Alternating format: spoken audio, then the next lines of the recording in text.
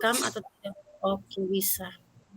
Baik, selamat malam kakak-kakak, selamat bertemu kembali. Pada kesempatan ini kita sudah tanpa kita sadari kita sudah memasuki modul 1.3 yaitu pembelajaran PJOK yang efektif. Untuk itu kita akan mengawali kegiatan kita pada kesempatan ini dengan berdoa. Untuk itu saya berikan kesempatan kepada Kak Lukas untuk menunjuk salah satu dari kita untuk memimpin doa. Silakan Kak. Baik, teman-teman semua, sebelum kita melakukan kegiatan kita pada malam hari ini, saya yang pimpin doa pembukaan. Mari kita menghadap Tuhan dalam doa. Kita berdoa. Ya Tuhan, terima kasih buat malam yang indah ini Tuhan, Engkau mengumpulkan kami kembali, Kakak Fasil bersama kami, peserta PJOK, PKG PJOK untuk mendapat materi pada malam hari ini. Ya Tuhan Yesus, apapun yang sudah dipersiapkan oleh Kakak Fasil dalam penyampaian materi yang Kau berkati, biarlah kami semua yang mengikutinya boleh belajar dengan baik dan kami bisa menerapkan itu semua di dalam lembaga pendidikan kami masing-masing ya Tuhan Yesus. Ini saja doa dan permohonan kami Tuhan, kami serahkan seluruh rangkaian kegiatan kami pada malam hari ini ke dalam tangan kasih-Mu. Hanya di dalam nama Yesus kami datang dan berdoa. Amin. Ya, doa selesai. Baik, terima kasih Kak Lukas yang sudah memimpin kita di dalam doa. Saya langsung saja karena kita malam ini mulai agak terlambat. Jadi saya mohon izin untuk share screen-nya kakak-kakak.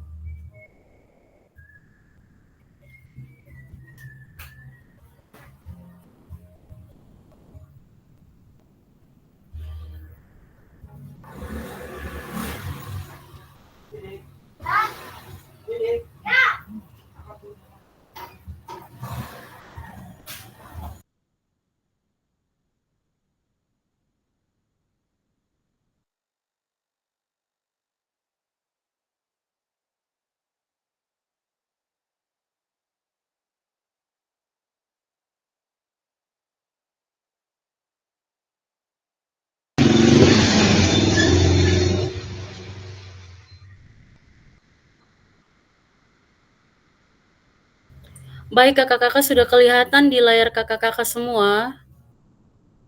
Sudah Kak. Sudah Kak. Baik.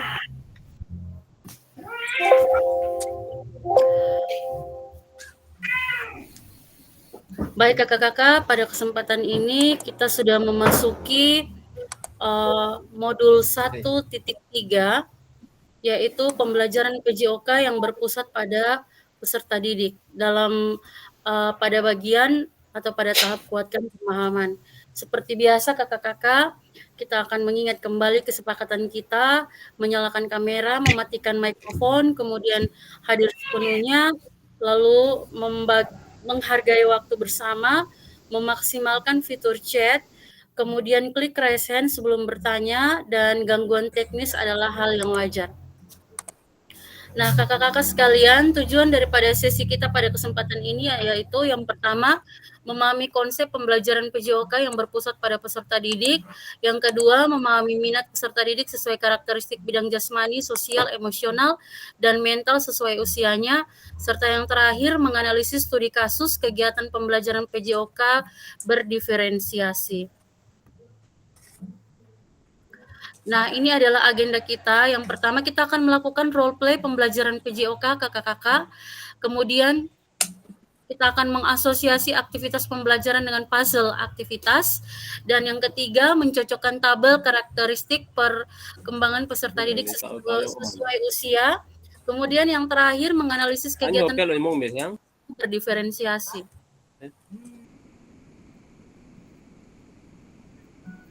Nah, kakak-kakak, ini adalah agenda kita lewatkan saja.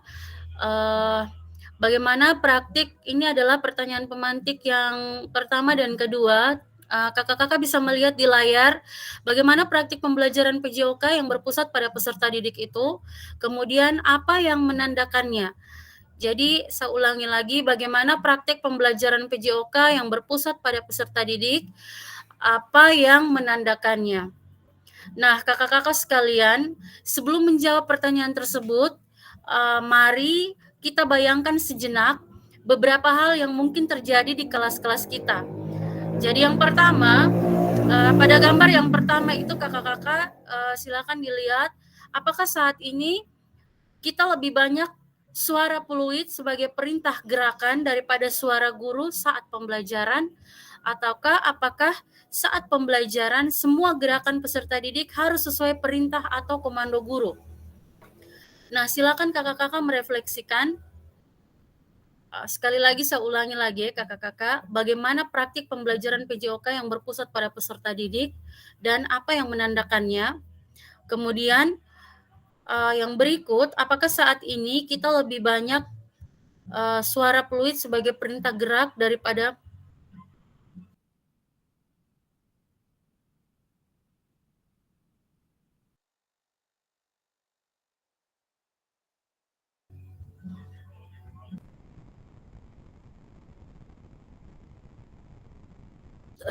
apakah saat ini kita lebih banyak suara fluid sebagai perintah gerak daripada suara guru saat pembelajaran? Ataukah apakah saat pembelajaran semua gerakan peserta didik harus sesuai perintah atau komando kita ya Bapak Ibu? Nah, kakak-kakak sekalian, kita akan menyaksikan video. Untuk itu mohon izin saya share lagi.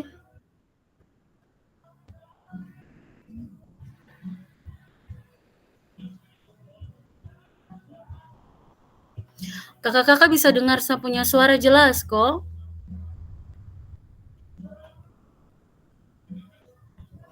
Jelas, kadang storing kakak. Research that when students are Semua sudah melihat? decisions, Sudah. Oke, kakak-kakak sudah lihat videonya kok? Halo kak? Halo?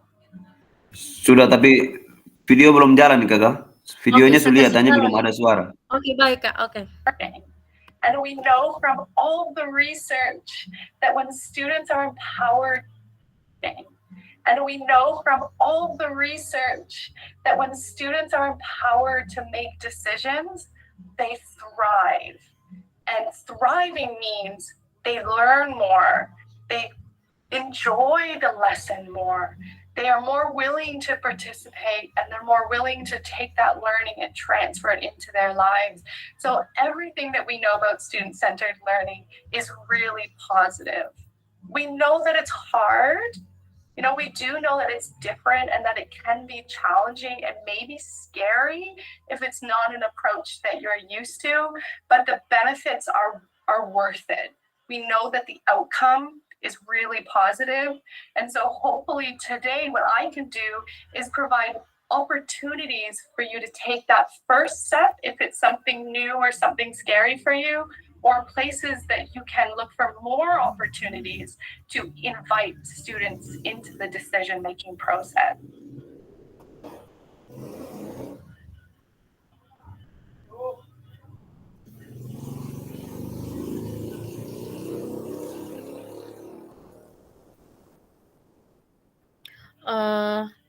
Baik kakak-kakak, tadi kita semua sudah bisa menyimak video yang saya putarkan.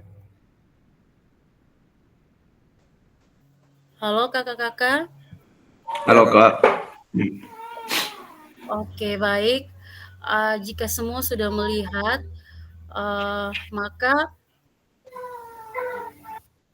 baik kakak-kakak, inti daripada apa yang dikatakan oleh Cassandra Iannucci itu adalah ketika kita memberikan kesempatan seluas-luasnya kepada peserta didik, baik dalam memberikan ide, kemudian menentukan pilihan, dan mereka akan merasa sangat dihargai, kemudian mereka akan berkembang kakak-kakak. Jadi di situ mereka merasa bahwa mereka itu berharga. Ketika mereka merasa berharga, maka mereka itu akan berkembang karena mereka timbul perasaan lah, Bapak Ibu guru ini kok sangat-sangat percaya dengan saya, berarti saya memiliki kemampuan. Nah, ketika peserta didik mulai ada perasaan atau mulai timbul perasaan seperti itu, maka mereka akan lebih banyak berpartisipasi dan mereka ketika mereka akan merasa dihargai, maka itu mereka akan sangat merasa memiliki apa yang sudah menjadi penentuan dari mereka punya ide, kemudian suara, lalu apa yang mereka tentukan, maka mereka akan bertanggung jawab dengan apa yang mereka miliki, sehingga dari situlah mereka secara tidak langsung sudah kita ajarkan untuk merasakan hal-hal yang terjadi atau yang akan dirasakan atau akan dialami pada lingkungan mereka hidup. Nah, mari kita lakukan aktivitas role play kakak-kakak.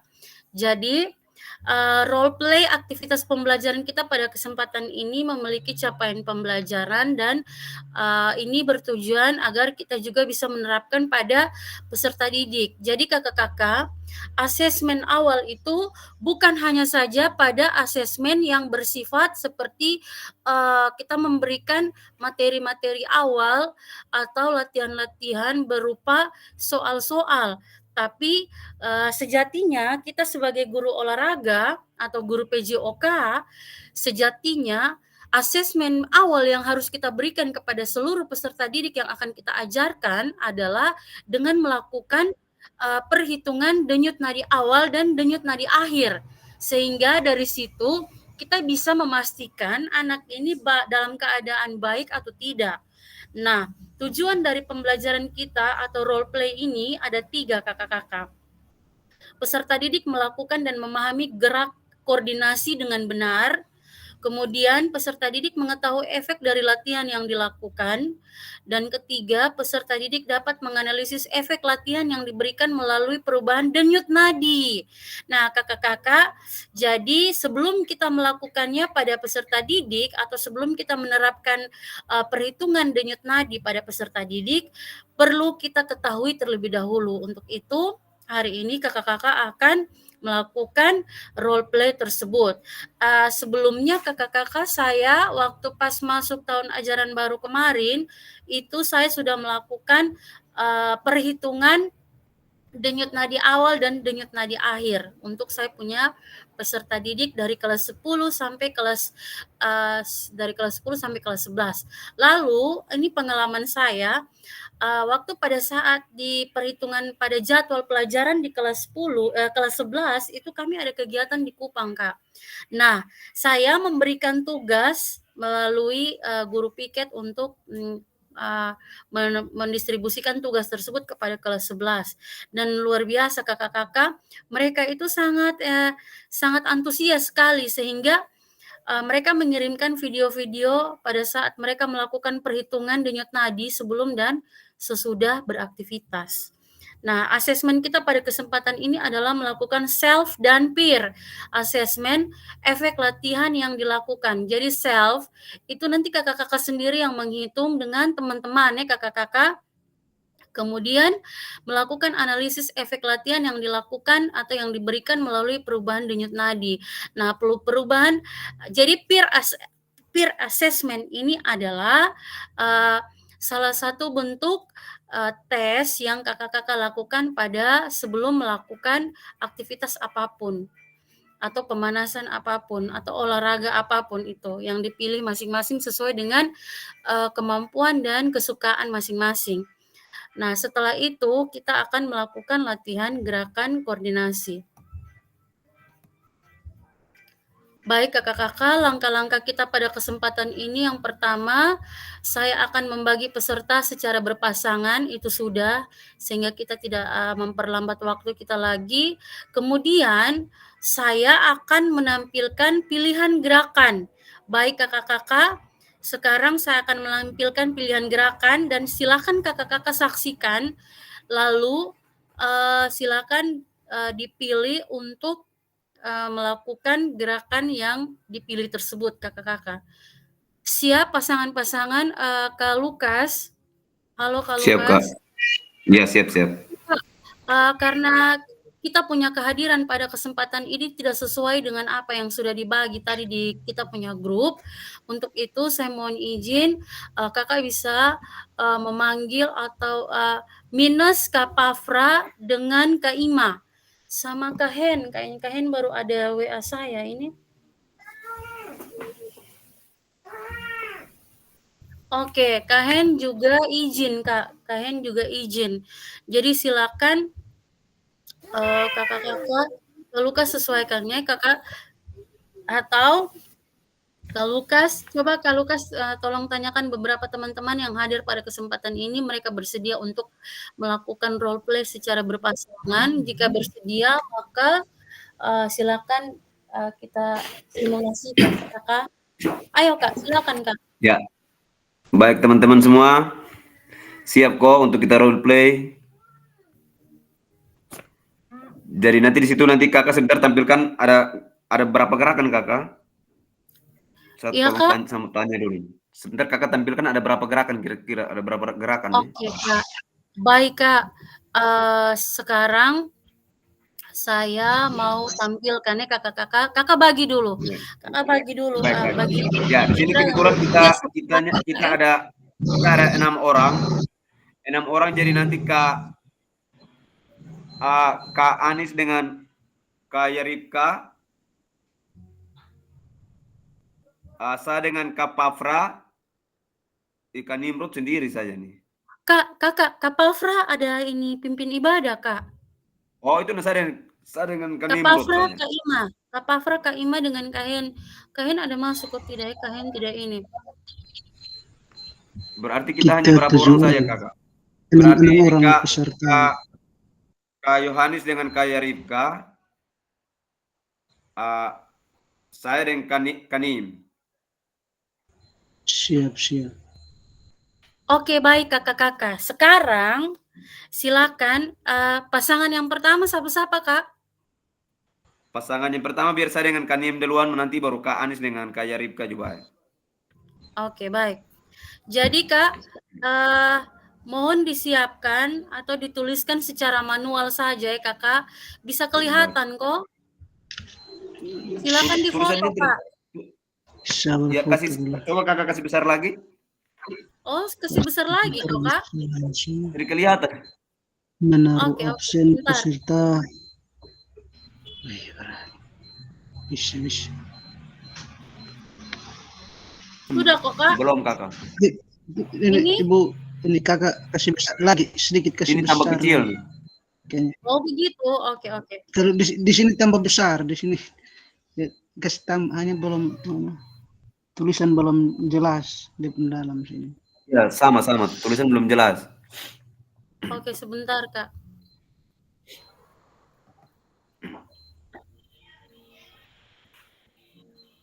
Kalau ini belum juga. Ya sudah kakak. Sudah? Oh. Ya. Oke, ya. Oke, silakan difoto, Kak. Ada hanya sebagian tulisan. Ini kakak sebagian ada tapele kakak. Ya, sebagian ada tapele. Kasih kecil sedikit lagi. Oke, siap, Kak. Ya. Sudah? Belum? Masih tapele kakak. Di tulisan sudah jelas hanya mas tapele. Lagi. Okay. Ya, pas. Oke. Ya, gitu. Silakan Kak, difoto Kak.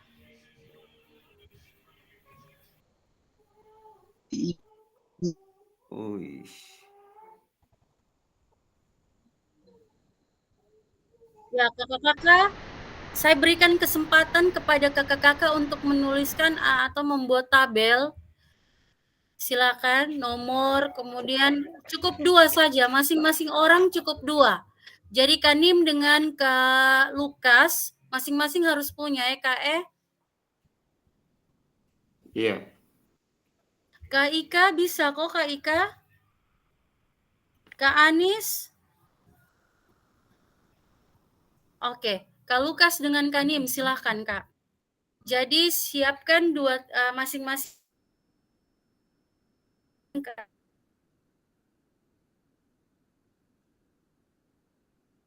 Kak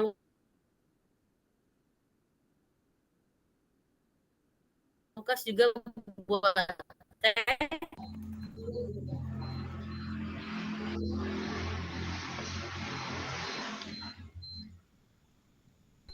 Kakak suara tidak kedengaran. Coba ulang dulu, ada storing gitu. Ibu mohon izin ini Aduh, omong ulang dulu, ini suara putus-putus tadi.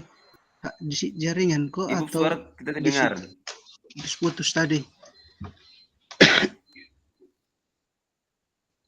Kakak Fasil. Kak, jadi iya Kak, jadi begini Ya, Kak. sudah. Ya, ya. Ya. Jadi begini, Kak Lukas bikin tabel juga, terus Kanim bikin Ya, tabel juga. Ya, tabelnya Siap. jangan sampai 3, 4, 5, 6 dan seterusnya, cukup 1 dan 2. Jadi di situ ada namanya Kak Lukas, di situ adanya namanya Kak Nim. Jadi kalau yang Kak Lukas buat, nama pertamanya itu Kak Nim. Lalu yang Kak Nim buat, nama pertamanya itu Kak Lukas. Begitu. Siap. 1, 2, 3, Siap. 4, 1, 2, 3, 4, 5, 6.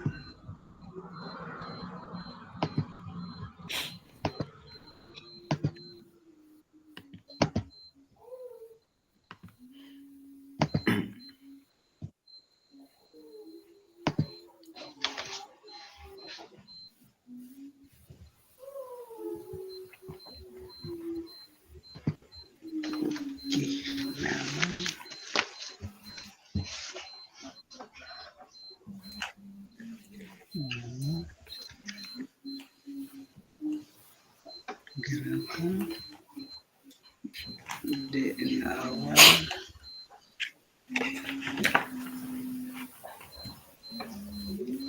Jaringan nih terlalu parah nih. Umpan balik. Tak terus jaringan bagus kok. Gerakan. Di sini juga kita sesuaikan, tidak apa-apa Pak, lanjut. Sini. Suara putus-putus, tengah mati.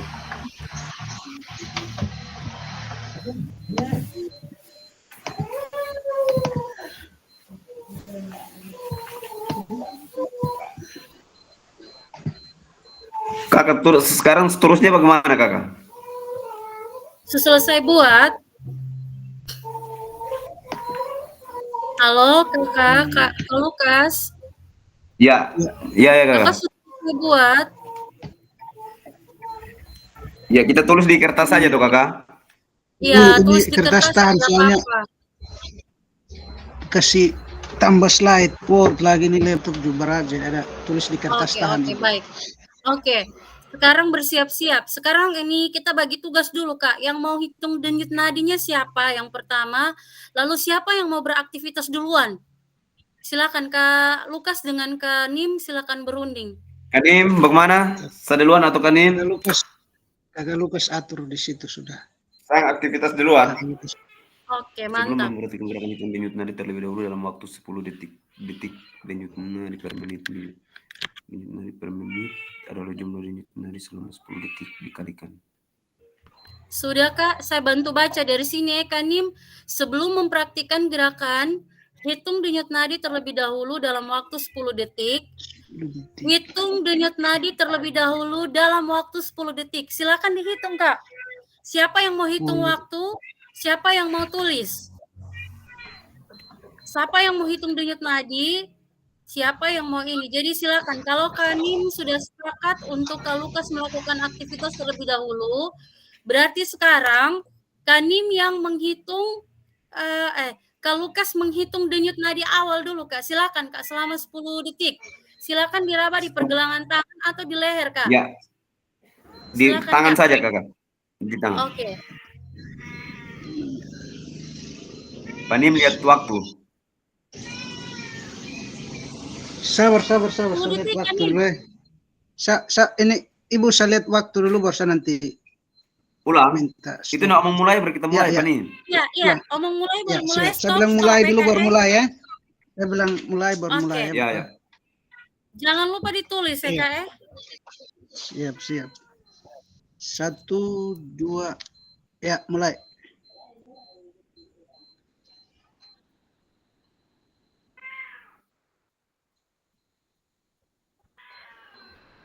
Stop. Ya. Oke, silakan 15. ditulis kalau kan. 15. Berapa? 15. Oke. Ya. 15. Silakan ditulis Kak Nim. 15 detik. Oke, Kak. Sekarang tolong perhatikan baik-baik video yang akan saya tampilkan.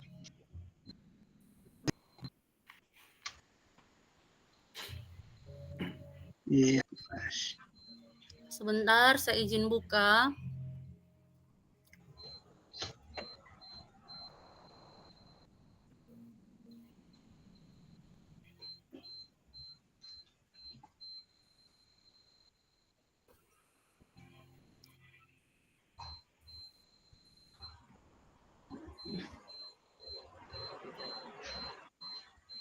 Oke, Kak, sudah kelihatan videonya? Ya, Belum. jelas kakak. Hah? Kanim belum Video. lihat? Belum nih Ibu, video masih di langkah-langkah aktivitas yang masih muncul nih, belum.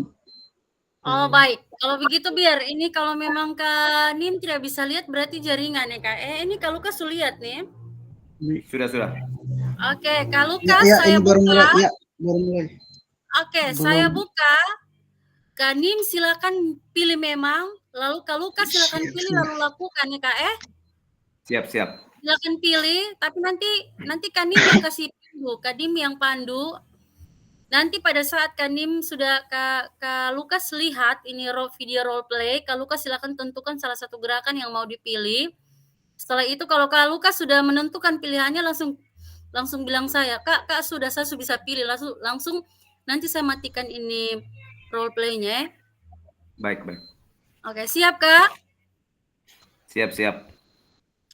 Oke, silakan dilihat, lakukan Kakak, gerakan. sudah. Siap kakak.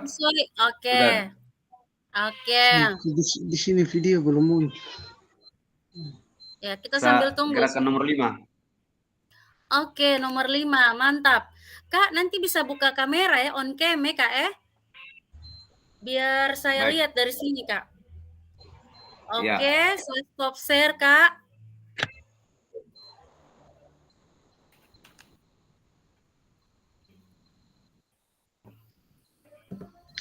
Kayaknya mesti pilih luar dulu. Oke, silakan on cam, Kak. Kanim siap waktu, Kak. Siap. Tadi dia bilang hitungannya tetap 2x8 kok kakak. Ya, hitungan 2x8, tetap 2x8. tapi kita tambah 30 detik ya, Kak karena kalau 10 detik nih kayaknya kurang efektif Ya, itu nanti kayaknya saya juga jarang olahraga begini, berarti 10 detik ini tidak dapat. Iya, Kak. Jadi biar ini 30 detik Kanim siap? Baik. Siap. Lukas on cam dulu, Kak. Kak Lukas on cam, Kak. Usahakan berdiri seluruh bagian kakak punya badan itu kelihatan, Kak. Kak Lukas on cam. Sampai kaki, Kakak? Iya, Kak. Sampai kaki, kok? Iya, Kak.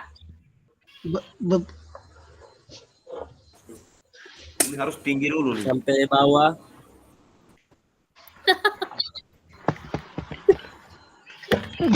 Kak Lukas on cam, kok saya tidak lihat nih, Kak. Masih putus-putus untuk Lukas. Oke. Siap, Kanim? Kak Lukas siap? Sudah kok, Kakak, saya kelihatan kok belum ya? Ya, sudah. Silakan, Kak. Silakan dimulai, Kak. Kanim hitung waktu. 1, siap, Kak. Siap. 1. Berapa ini ada bilang tambahan detik. Tadi 30 detik. Ya. 30. Mulai sudah kok. Kanim. Sabar. Oke. Siap. 30 detik ya. 1 2. Ya, mulai.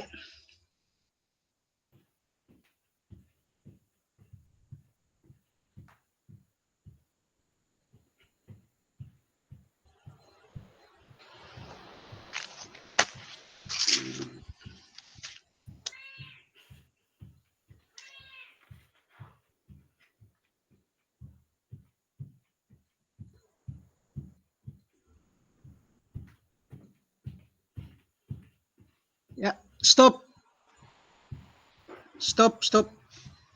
Oke, silakan dilaporkan. Kak, silakan hitung denyut nadi, Kanim. Kanim silakan Kak Lukas silakan hitung, Kak. Langsung ke Pani. Langsung Kak, silakan. Pani mulai sudah langsung. Cepat, masih ada Langsung, capek-capek nih keringatnya cepat. Siap ya? Ya. Cepat. Hitungnya 10 detik, Kak. Ya, siap. 1, 2. Ya, mulai.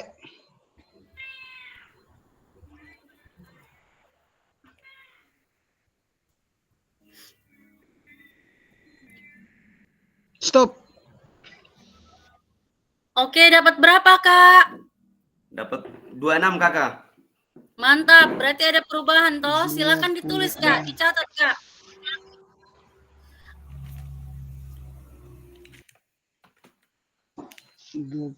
Ya. Oke, silakan bergantian. Sekarang gilirannya Kanim.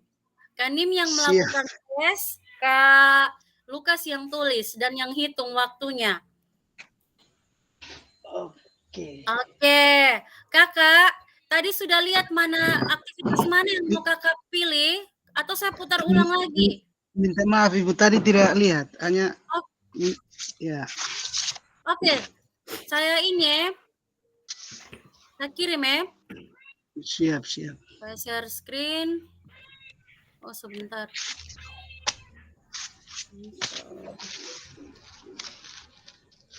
Lukas Pusaka. Mudah-mudahan Kanim bisa lihat ya.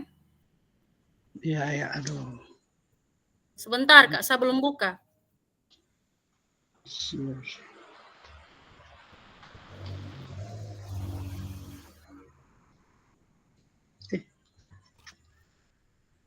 Oke, Kanim sudah kelihatan kok, Kak. Belum, Ibu. Oke, Kak. Sekarang Kakak pilih jogging di tempat, kemudian gerakan kombinasi Kakak tahu. Tahu, siap. Oke, kemudian kaki dibuka selebar bahu, kemudian tangan direntangkan, menyilangkan kaki tangan kanan menyentuh kaki kiri, tangan kiri menyentuh kaki kanan. Silakan Kakak pilih dari 3. Jogging, gerakan kombinasi, atau melakukan gerakan silang dengan posisi berdiri, kedua kaki dibuka selebar bahu, kemudian tangan direntangkan, lalu secara bergantian tangan kiri menyentuh tangan kanan, kaki kanan, tangan kanan menyentuh kaki kiri. Silakan pilih yang mana, Kak? Gerakan kombinasi. Oke, selama 30 detik. Sebelumnya, Kak. Sebelumnya Silakan, tes apa dulu? Silakan tes. Silakan Kak Lukas dihitung, Kak.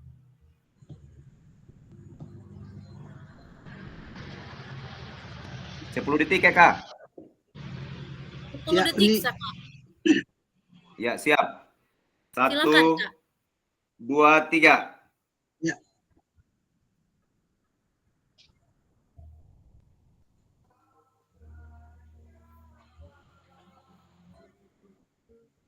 Stop. Oke, dapat berapa, Kak? Pas 15. Wih, belum apa-apa 15 ya, sama ya dengan Kak Lukas tadi ya. Iya. Bapak Lukas punya tadi. Ya, Bapak Lukas punya 15 tadi kayaknya. Kemana? Ya, lanjut sekarang. Oke, silakan lakukan aktivitas gerakan kombinasi selama 30 detik, Kak. Siap. Kanim on cam. Siap.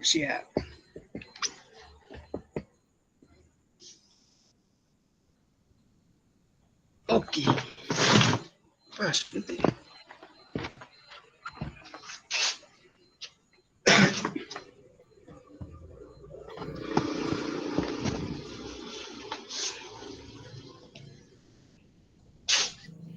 Siap kok?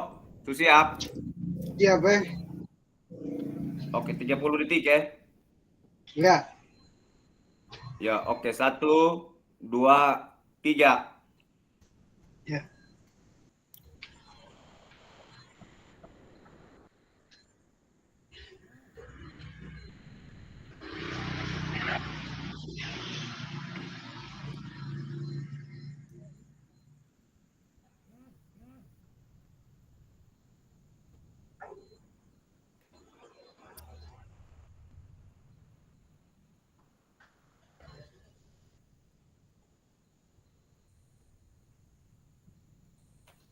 Ya, stop. Langsung apa detik tadi? Siap, siap. Langsung. Ya, 1, Oh, 2, saya 3. taruh. Ya, Langsung 1, 2, 3.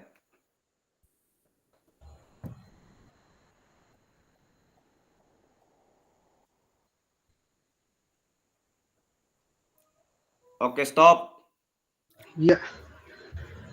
Dapat berapa Kanim? Ibu dapat 27, Ibu. Mantap. Tadi Kak Lukas punya 26 ya? Ya. Ya, Oh, beda 1 detik. Oke, kakak-kakak. Saya izin share screen lagi ya. Silakan diingat hasilnya masing-masing ya kakak-kakak. siap. Ya.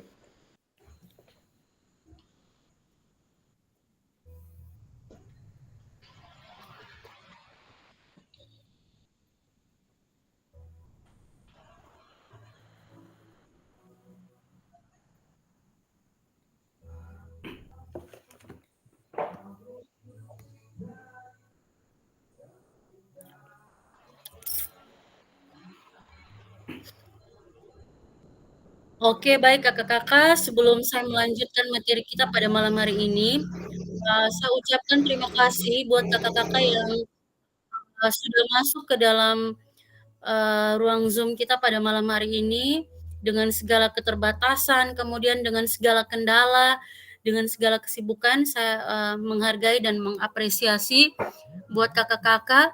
Kemudian bagi kakak-kakak yang mengalami kendala masuk di ruang Zoom itu, disesuaikan saja ya kakak-kakak. Intinya ada informasi di grup yang besar, Kak. Di grup yang besar sehingga kita punya admin kelas itu bisa baca ya, Kakak. Nah, ini kita sudah lewati. Sekarang kita akan masuk pada tadi kakak-kakak sudah memilih gerakan apa saja yang mau kita lewat saja. Nah, ini gerakan yang nomor 1 tadi itu gerakan kombinasi. Dan seterusnya kakak-kakak tadi sudah ditampilkan di kita punya video role play. Nah, ini tadi kita sudah nonton, kemudian kakak-kakak juga sudah pilih, Kanim dan Kak Lukas juga sudah saling berkolaborasi untuk menghitung denyut nadi akhir. Kemudian Kanim dan Kak Lukas juga sudah bergantian melakukan gerakan dan melakukan observasi. Nah, mari kita saling melakukan umpan balik kakak-kakak. Jadi saya akan berikan kesempatan kepada Kanim dan Kak Lukas untuk saling memberikan umpan balik ya kakak. Nah, ini ada pertanyaan penuntun kakak-kakak. Nah, bagaimana cara kita melihat apakah latihan yang dilakukan itu sudah benar? Silakan Kak. Silakan kakak-kakak, baik bukan Kak Lukas atau Kanim yang mau menjawab juga tidak apa-apa selain Kanim dan Kak Lukas. Atau Kanim dengan Kak Lukas mau langsung jawab karena ini yang melakukan latihan dan observasi ini kakak berdua. Jadi silakan saya berikan kesempatan untuk saling memberikan atau menjawab pertanyaan yang pertama. Silakan kakak-kakak. Ya, baik Bagaimana? kakak. Silakan Kak. Ya, bagaimana cara kita melihat apakah latihan yang dilakukan sudah? Ya, menurut saya lakukan yang saya lakukan sudah benar karena saya yang memilih sendiri gerakan yang saya lakukan. Terima kasih. Oke Kak. Halo Kanim. Kanim. Halo. Oke baik, kita sesuaikan saja. Kemudian Ya, baik kan Kak Lukas, bagaimana cara kita melihat apakah latihan yang dilakukan sudah benar? Nah kakak masih ada jawaban lain lagi, saya kasih kesempatan Kak Lukas.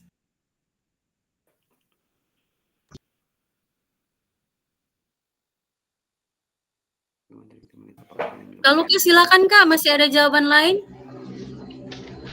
Saya kasih kesempatan lagi atau pas? Sabar Kak.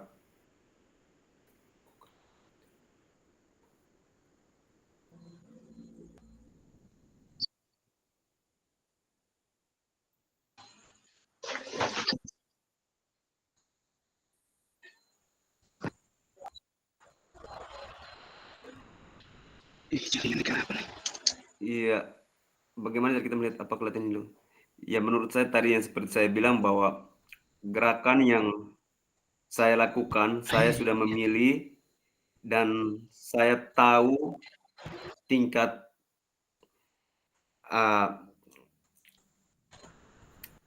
kesulitannya.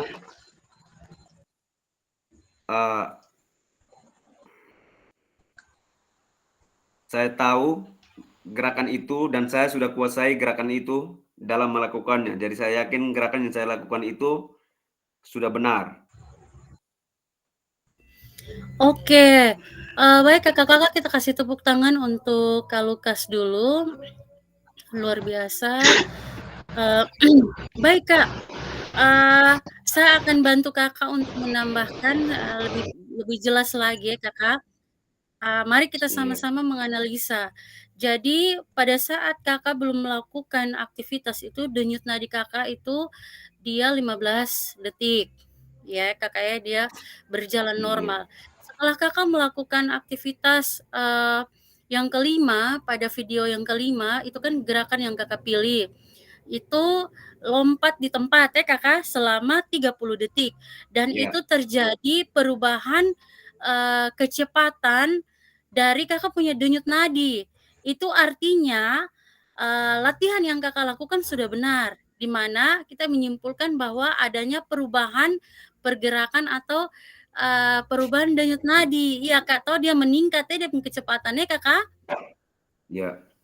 Nah, intinya ada di situ kak. Bagaimana cara kita melihat apakah latihan yang dilakukan sudah benar, yaitu dengan cara menganalisa terjadinya perubahan denyut nadi dari yang 15 berubah menjadi ke 26.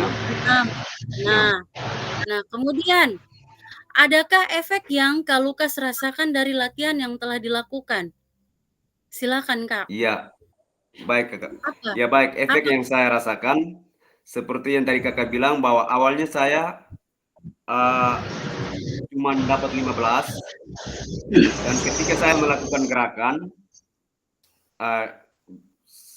denyut nadi saya bertambah 26 dan efek-efek yang saya rasakan lainnya seperti yang awalnya saya lakukan dengan keadaan biasa saja, kondisi tubuh saya biasa, dan akhir dari itu saya merasakan keringat yang keluar dari tubuh saya. Terima kasih kakak.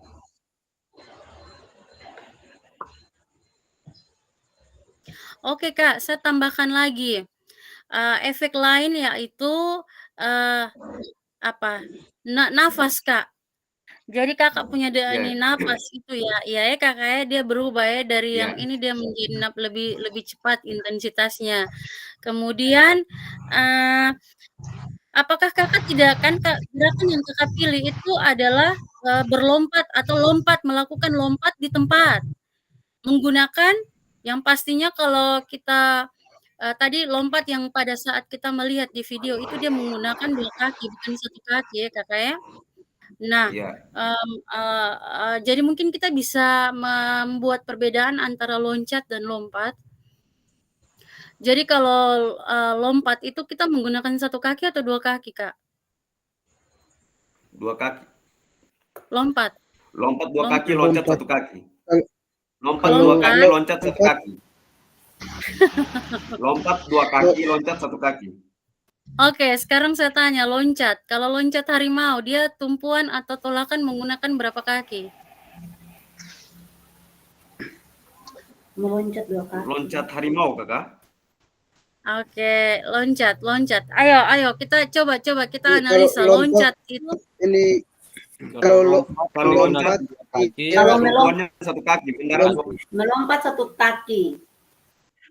Meloncat 2 kaki. Oke, Kak, kita tepuk tangan untuk Kak Dedi dulu. Kita tepuk tangan dulu karena apa yang jadi kalau kita silakan, ada yang mau tambah lagi? Dari saya kakak. Ya silakan. Ini Kak Anis kok. Kak Paul. Kakak Paulus. Saya bisa tambah kok kakak. Ini siapa yang mau tambah? Bisa angkat tangan kok. Soalnya banyak Oh iya, nih. sorry, saya kakak. Angkat tangan. Ya, silakan angkat tangan. Iya. Saya oke, silakan Kak Ya, harus Paul. angkat Ya kalau menurut tangan dulu. Silakan. menurut Silakan. Satu Angkat orang tangan. saja, Kak. Ya, Satu orang. angkat tangan. Silakan Kak Paul.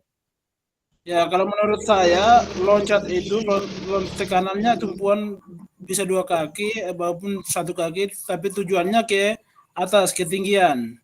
Sedangkan lompat itu ke depan atau ke belakang, kalau menurut saya. Oke, baik kakak-kakak. Jadi kalau lompat kita menggunakan 1 kaki, Kak. Kalau loncat menggunakan 2 kaki. Jadi tidak ada pembahasan yang benar yang itu ya, Kakak ya. Jadi sekarang tadi Kakak melakukan loncat di tempat menggunakan 2 kaki ya, Kakak. Kak Lukas, halo? Ya, Kak Lukas? Ya. Nah, Ya. sekarang efek tersebut mengindikasi apa, Kak? Silakan dianalisa.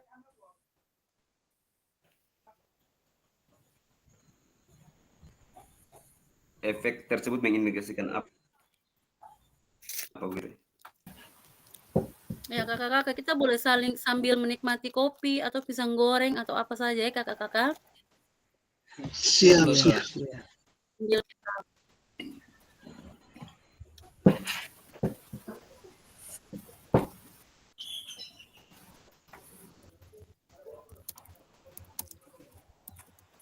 Wih, baterai ini seberapa persen? Hotspot.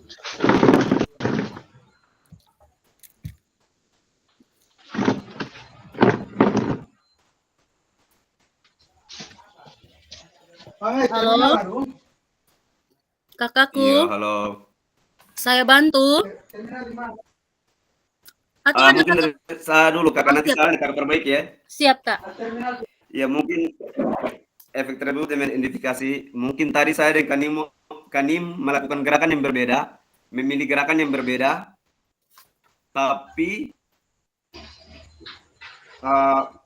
dengan cara yang berbeda, tapi semuanya mendapat hasil yang maksimal.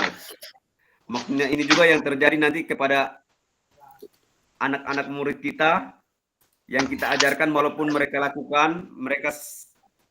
masing-masing melakukan dengan gerakan yang mereka sukai. Seperti tadi saya dan Kanim lebih memilih kombinasi gerakan, saya lebih memilih lompat tegak.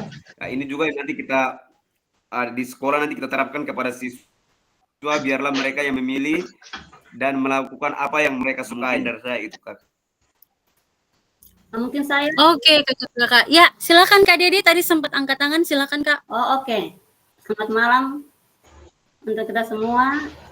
Mungkin saya mau tambahkan di sini tadi efek yang ketika kakak dong bergerak itu tadi mungkin tadi ada sempat gerakannya itu mungkin kekuatan, efeknya ada kekuatan pada kekuatan kaki ketika melompat. Selain nafas, ada perubahan nafas, mungkin nih kekuatan juga, mungkin melihat kekuatan. Mungkin itu dari saya. Oke, baik. Terima kasih Kak Dedi. Jadi benar ya kakak-kakak, Kak Lukas. Selain jadi efek yang dimaksudkan di sini adalah efek ketika kakak melakukan gerakan loncat tadi ya kakak ya. Nah sekarang ketika kakak melakukan gerakan tersebut, bagian tubuh mana yang kakak merasa paling terbebani? Kedua kaki toh Kak? Halo? Kedua kaki, apalagi dalam olahraga toh Kakak, jadi kedua kaki berat sekali. Jadi apa yang dijawab oleh Kak Dedi itu benar sekali ya kakak ya. Jadi silakan kita sesuaikan.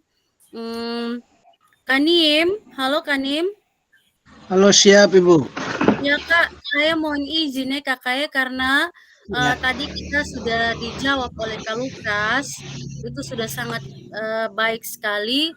Saya mohon izin sekarang Kakak bisa langsung menjawab ya Kakak, saya tidak perlu tanya lagi hasil Kakak berapa, tapi saya minta kesediaan supaya Kakak bisa menjawab pertanyaan bagaimana cara kita melihat apakah latihan yang dilakukan itu sudah saya jelaskan tadi ya Kakak ya. Jadi Kakak hanya perlu menjawab efek tersebut mengindikasi apa Kak? Apa yang terdapat indikasi apa berdasarkan gerakan yang Kakak lakukan. Tadi Kakak punya gerakan itu berbeda dengan Kak Lukas. Kalau Kak Lukas tadi loncat, kemudian Kakak itu gerakannya gerakan kombinasi. Nah, kira-kira efek apa saja yang peluangnya bisa mendapatkan perubahan jika dilakukan secara terus-menerus. Silakan, Kak. Iya, baik.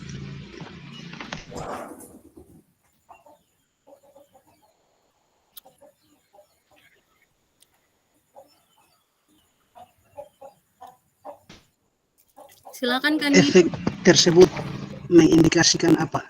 Jadi ya. Sesudah, Kak. Efek sesudah, Kak. Oh, efek sudah ya. Untuk dia punya ya. Baik ya. Untuk efek tersebut mengindikasi apa? Itu dia punya apa namanya? Kayak macam di bahasa sederhananya intensitas, Ibu. Jadi pertama, jadi gerakan kombinasi yang saya masih bisa ya. Ada Bapak ada terima.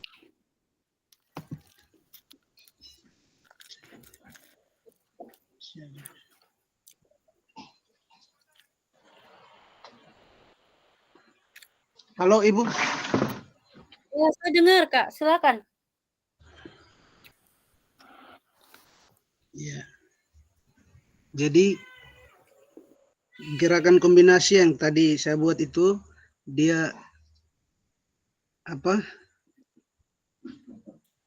Melibatkan seluruh, dia berindikasi pada seluruh organ tubuh atau anggota tubuh. Misalnya dari tangan, punggung dengan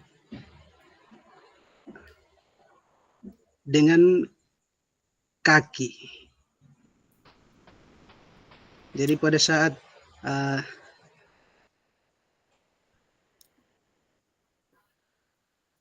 yang pertama ya baik. Jadi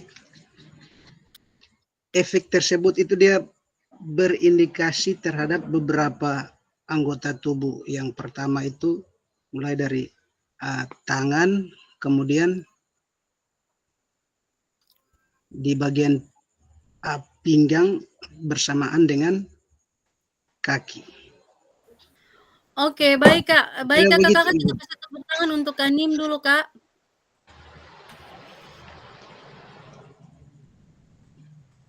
Baik, terima kasih Kak Nim. Jadi sudah benar sekali jawaban Kakak. Nah, kita akan lanjut pada yang terakhir. Menurut kakak-kakak, apa yang mempengaruhi denyut nadi sebelum dan setelah latihan? Jadi saya rasa kita sudah tahu jawabannya ya kakak-kakak. Jadi yang mempengaruhi itu adalah bentuk latihan sama intensitas atau waktu yang kita pakai. Nah, ini kakak-kakak, saya akan bagikan. Oke, kakak-kakak silahkan dilihat di saya ada bagikan link untuk kakak-kakak.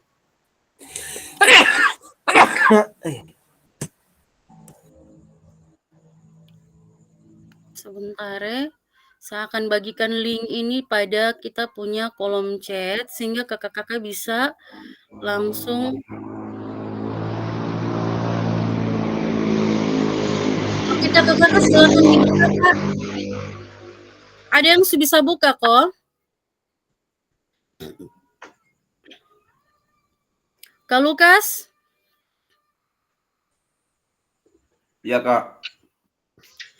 Bisa buka? Masih loading, Kakak. Oke, saya tunggu ya.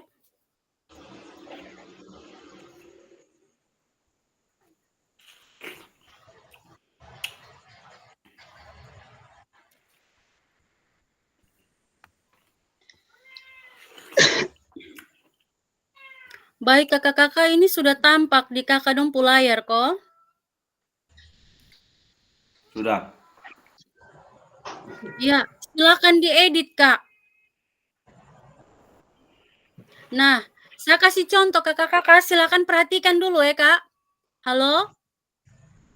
Ya, halo, Kak. Oke. Nah, kalau kita mau, ya di sini siapa yang namanya Zamrud Kampet? Ini sudah ada masuk nih. Itu siapa ya? Tidak, Kakak, saya ada pakai. Tidak, Kakak, saya punya ini saya ada pakai ini apa? Pakai online bu akun, pakai kawan guru bu akun. Oh, tidak apa-apa, Kak. Tidak apa-apa. Nah, sekarang Kak Lukas coba perhatikan, klik di elemen, Kak. Klik di mana, Klik Kakak? elemen. Yang saya ada klik nih, kakakku. Ya. Kemudian ini, Kak, bisa lihat? Sabar, Kak. Bisa lihat? Bisa. Nah, silakan pilih, Kak. Ini note-nya. Jadi silakan, kalau misalkan kakak mau pilih warna biru, silakan klik. Nah, dia sudah muncul di samping tuh, kakak. Bisa, silakan diatur. Ya. Nah, ini karena saya yang pilih jadi satu nama yang keluar.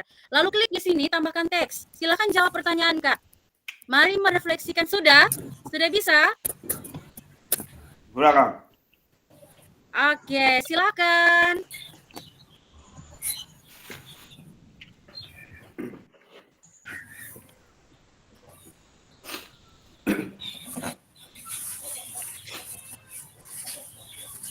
Oke, ini yang masuk baru.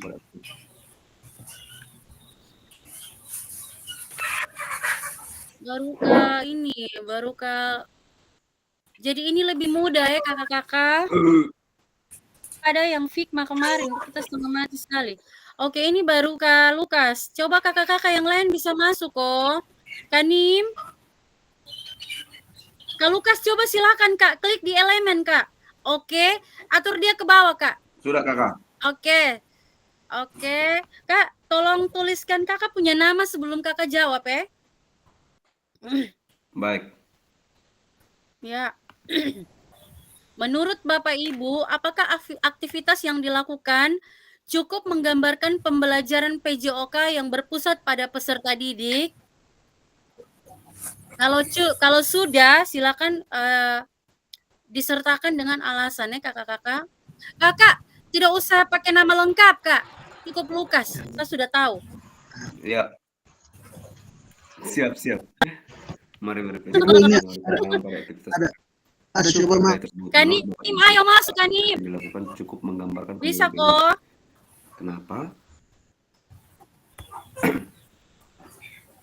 Sebab apa yang dilakukan cukup menggambarkan pembelajaran PJOK yang iya, menggambarkan karena iya.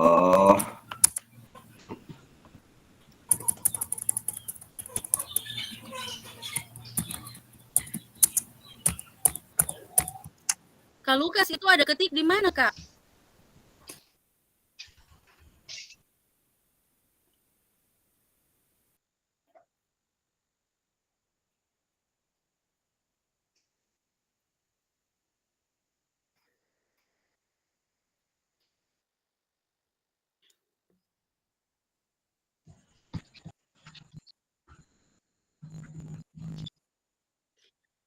Kakak yang lain silakan dicoba, Kak.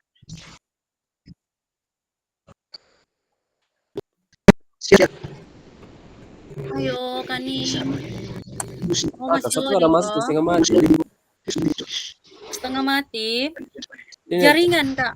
Oh mungkin.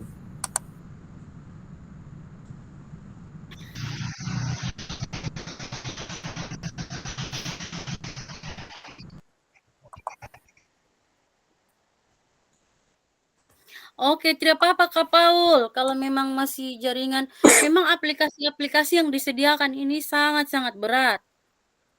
Dia besar, dia punya kapasitas, makanya dia setengah mati. Apalagi kalau kita punya laptop su loading lambat, nah tambah dengan aplikasi yang kapasitas besar, nah selesai.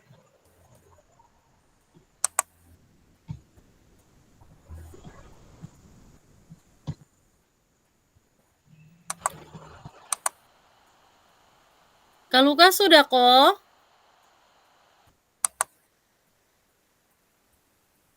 Oke, sambil menunggu teman-teman yang di link, kerja di link, kan ada salah satu atau Ini masuk juga setengah mati nih.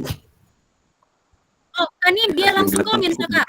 Kanim, halo Kanim. Kanim, halo Kanim. Ya, ya. Ya, Ibu, Kak, ini silakan saya. langsung jawab. Kak. Siap, Menurut siap Ibu. tidak langsung ngomong Kak. Ya Ibu. Menurut Kakak Ini apakah saya masuk melalui HP Ibu. Soalnya dia aktivitas yang dilakukan cukup menggambarkan pembelajaran PJOK yang berpusat pada peserta didik? Kenapa? Halo Kak, siap Ibu. jawab dulu Kak, silakan jawab Kak. Coba Ibu baca dia punya soal. Menurut Kakak, apakah aktivitas yang dilakukan cukup menggambarkan pembelajaran PJOK yang berpusat pada peserta didik atau tidak Kak? Yang tadi tuh, aktivitas yang tadi tuh sudah Yang berpusat tadi, pada peserta didik atau belum? Iya. Itu yang tadi dilakukan itu saya rasa sudah berpusat pada peserta didik. Kenapa Kak? Kenapa? Ya, karena dari masing-masing peserta dia terlibat dalam kegiatan pembelajaran. Misalnya mereka saling apa dulu dia punya nama? Menentukan. Ya, mereka saling menentukan jadi istilah bagaimana kerjasama kok dia punya bahasa yang pasnya kira-kira sukai dan jadi saling Kakak berkolaborasi begitu misalnya. Iya, benar sekali. Jadi pembelajaran atau bentuk latihan atau aktivitas yang baru saja Kakak lakukan itu antara Kak Lukas dan Kak Nim yang sudah dilakukan itu dia sangat-sangat menggambarkan pembelajaran PJOK yang berpusat pada peserta didik. Karena di situ ada guru memberikan kesempatan kepada peserta didik untuk memilih memilih salah satu gerakan yang disukai, gerakan yang disesuaikan dengan kemampuan, kemudian dipilih salah satunya untuk dijadikan sebagai sebuah aktivitas latihan. Oh ya, ini Kanim sudah masuk nih Kakak. Kanim sudah masuk ya Kanim? Sudah masuk. Kanim. Kakak habis kita kirim di mana? Sudah, itu sudah kelihatan tuh Kakak. Di laptop. Coba Kakak baca. Di HP. Kak Lukas. Ya Kakak. Kakak punya pekerjaan tuh sudah kelihatan. Kakak tidak lihat? Ada nih Sudah. Kak. Ini saya ada kasih gerak-gerak ke kiri dan ke kanan nih. Ya. Dia punya ini pertanyaan ini baru ada. Toh. Kakak punya kan ini. Ya, baru lihat. Lukas Bapak Lukas. Ini toh. Lukas punya muncul ya. Kakak Lukas ini dia punya karakternya panda. Aktivitas. Oke. Kani mana Kani? Gimana kalau pakai HP Bu? Aduh Tuhan. Oh, Kakak pakai apa? Kalau kita ketik HP. Oh, ini Kanim pakai HP nak Kak. Ada pakai HP soalnya Mas laptop. Oh, Kanim tidak bisa kalau pakai HP, Kak.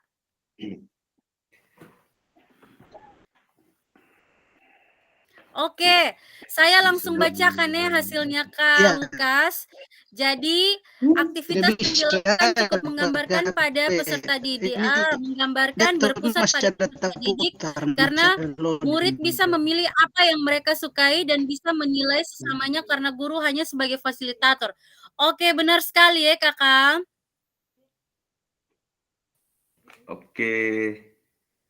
Iya, itu. Oke Kak, kita kasih tepuk tangan dulu untuk Kak Lukas. Kanim, kita sudah ya selesai ya Kakak, cukup 1 orang yang mewakili. Mungkin Kakak bisa mematikan Kakak punya mikrofon supaya kita bisa lanjut ke materi yang berikut ya Kakak ya.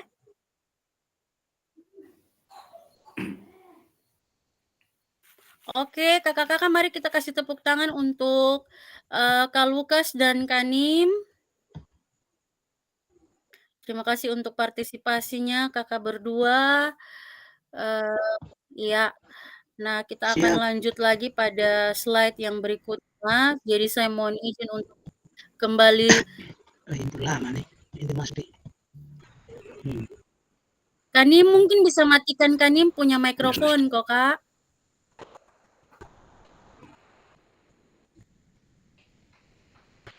Halo, Kanim.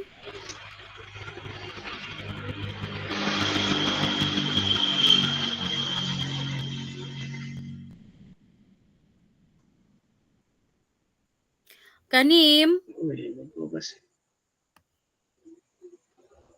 Aduh, ini Kak, tolong kasih tahu Japri di Kanim kok kasih mati. Beliau punya mikrofon dulu, Kak.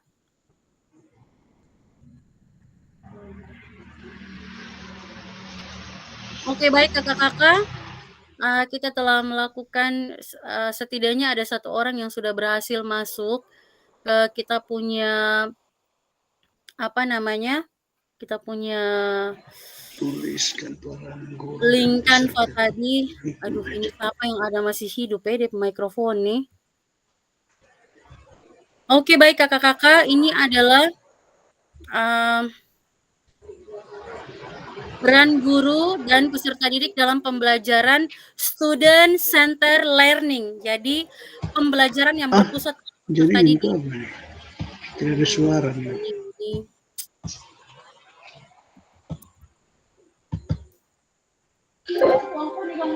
Yo nih kamu. Om Dim, apa dulu?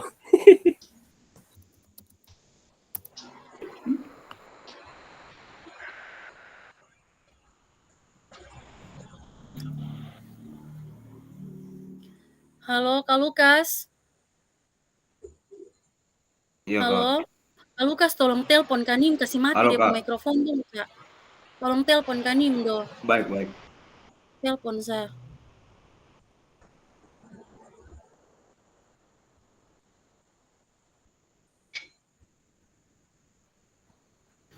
Oke, baik Kakak-kakak. Nah, ini peran guru dan ada peran peserta didik dalam pembelajaran yang berpusat pada peserta didik. Jadi peran guru itu bertindak sebagai fasilitator, sedangkan pada peserta didik itu dia sangat-sangat aktif dalam proses pembelajaran dengan memberikan gagasan, saran, dan kritik. Kemudian kakak-kakak silakan foto, silakan Kak, biar bisa jadi pegangan untuk kakak-kakak nantinya. Jadi untuk guru ampun. Mengkaji kompetensi mata pelajaran yang harus dikuasai, kemudian peserta didiknya berpartisipasi dalam merumuskan, mengembangkan, dan seterusnya ya Kakak-kakak. Jika sudah difoto, maka saya akan lanjut. Dalam student center learning, guru akan berperan sebagai fasilitator dalam proses belajar. Peserta didik akan dilatih untuk memiliki tanggung jawab atas kegiatan belajarnya dengan panduan guru sebagai fasilitator agar materi kegiatan dan pengukuran pembelajaran masih dalam koridor capaian pembelajaran yang diharapkan. Dalam hal ini, guru dapat mendorong perkembangan peserta didik karena guru bukan satu-satunya sumber belajar. Baik kakak-kakak, ketika kita memberikan kebebasan atau memberikan kesempatan seluas-luasnya kepada peserta didik, tapi kita juga perlu melakukan pemantauan ya Kakak-kakak, kita harus pantau, kemudian kita cek progresnya mereka sudah sampai di mana. Jadi kita tidak sepenuhnya memberikan kesempatan kepada mereka sendiri, tapi Oh, kita perlu, melakukan, pasti ada suruh apa hubungi namanya, jadi. pengamatan, melakukan pengamatan, kemudian pengecekan apakah ada mengalami kendala atau tidak, kemudian jika mengalami kendala maka kita perlu, sama-sama mencari solusi dan intinya kita tidak melakukan intervensi atau intimidasi kepada seluruh peserta didik yang ingin berkreasi atau, menentukan pilihan atau, menyuarakan mereka punya ide. Kemudian ini ada jenis-jenis pembelajaran student center learning, apa yang pernah, Bapak Ibu praktikkan dalam pembelajaran. Mungkin salah satu dari kita bisa memberikan contoh atau salah satu jenis-jenis pembelajaran student center learning yang pernah Kakak-kakak praktekkan di sekolah pada saat melakukan pembelajaran PJOK di kelas. Silakan, Kak. Silakan Kak Lukas, mungkin ada mau ini atau kakak-kakak yang lain silakan angkat tangan. Kak Anis, jenis-jenis pembelajaran student center learning yang pernah kakak lakukan di sekolah atau Ini pernah di. Silakan Kak Lukas. Kakak ini student center learning mungkin kita ada lakukan tapi kita tidak tahu nih. Mungkin Oh selama ini ya, kita ada lakukan tapi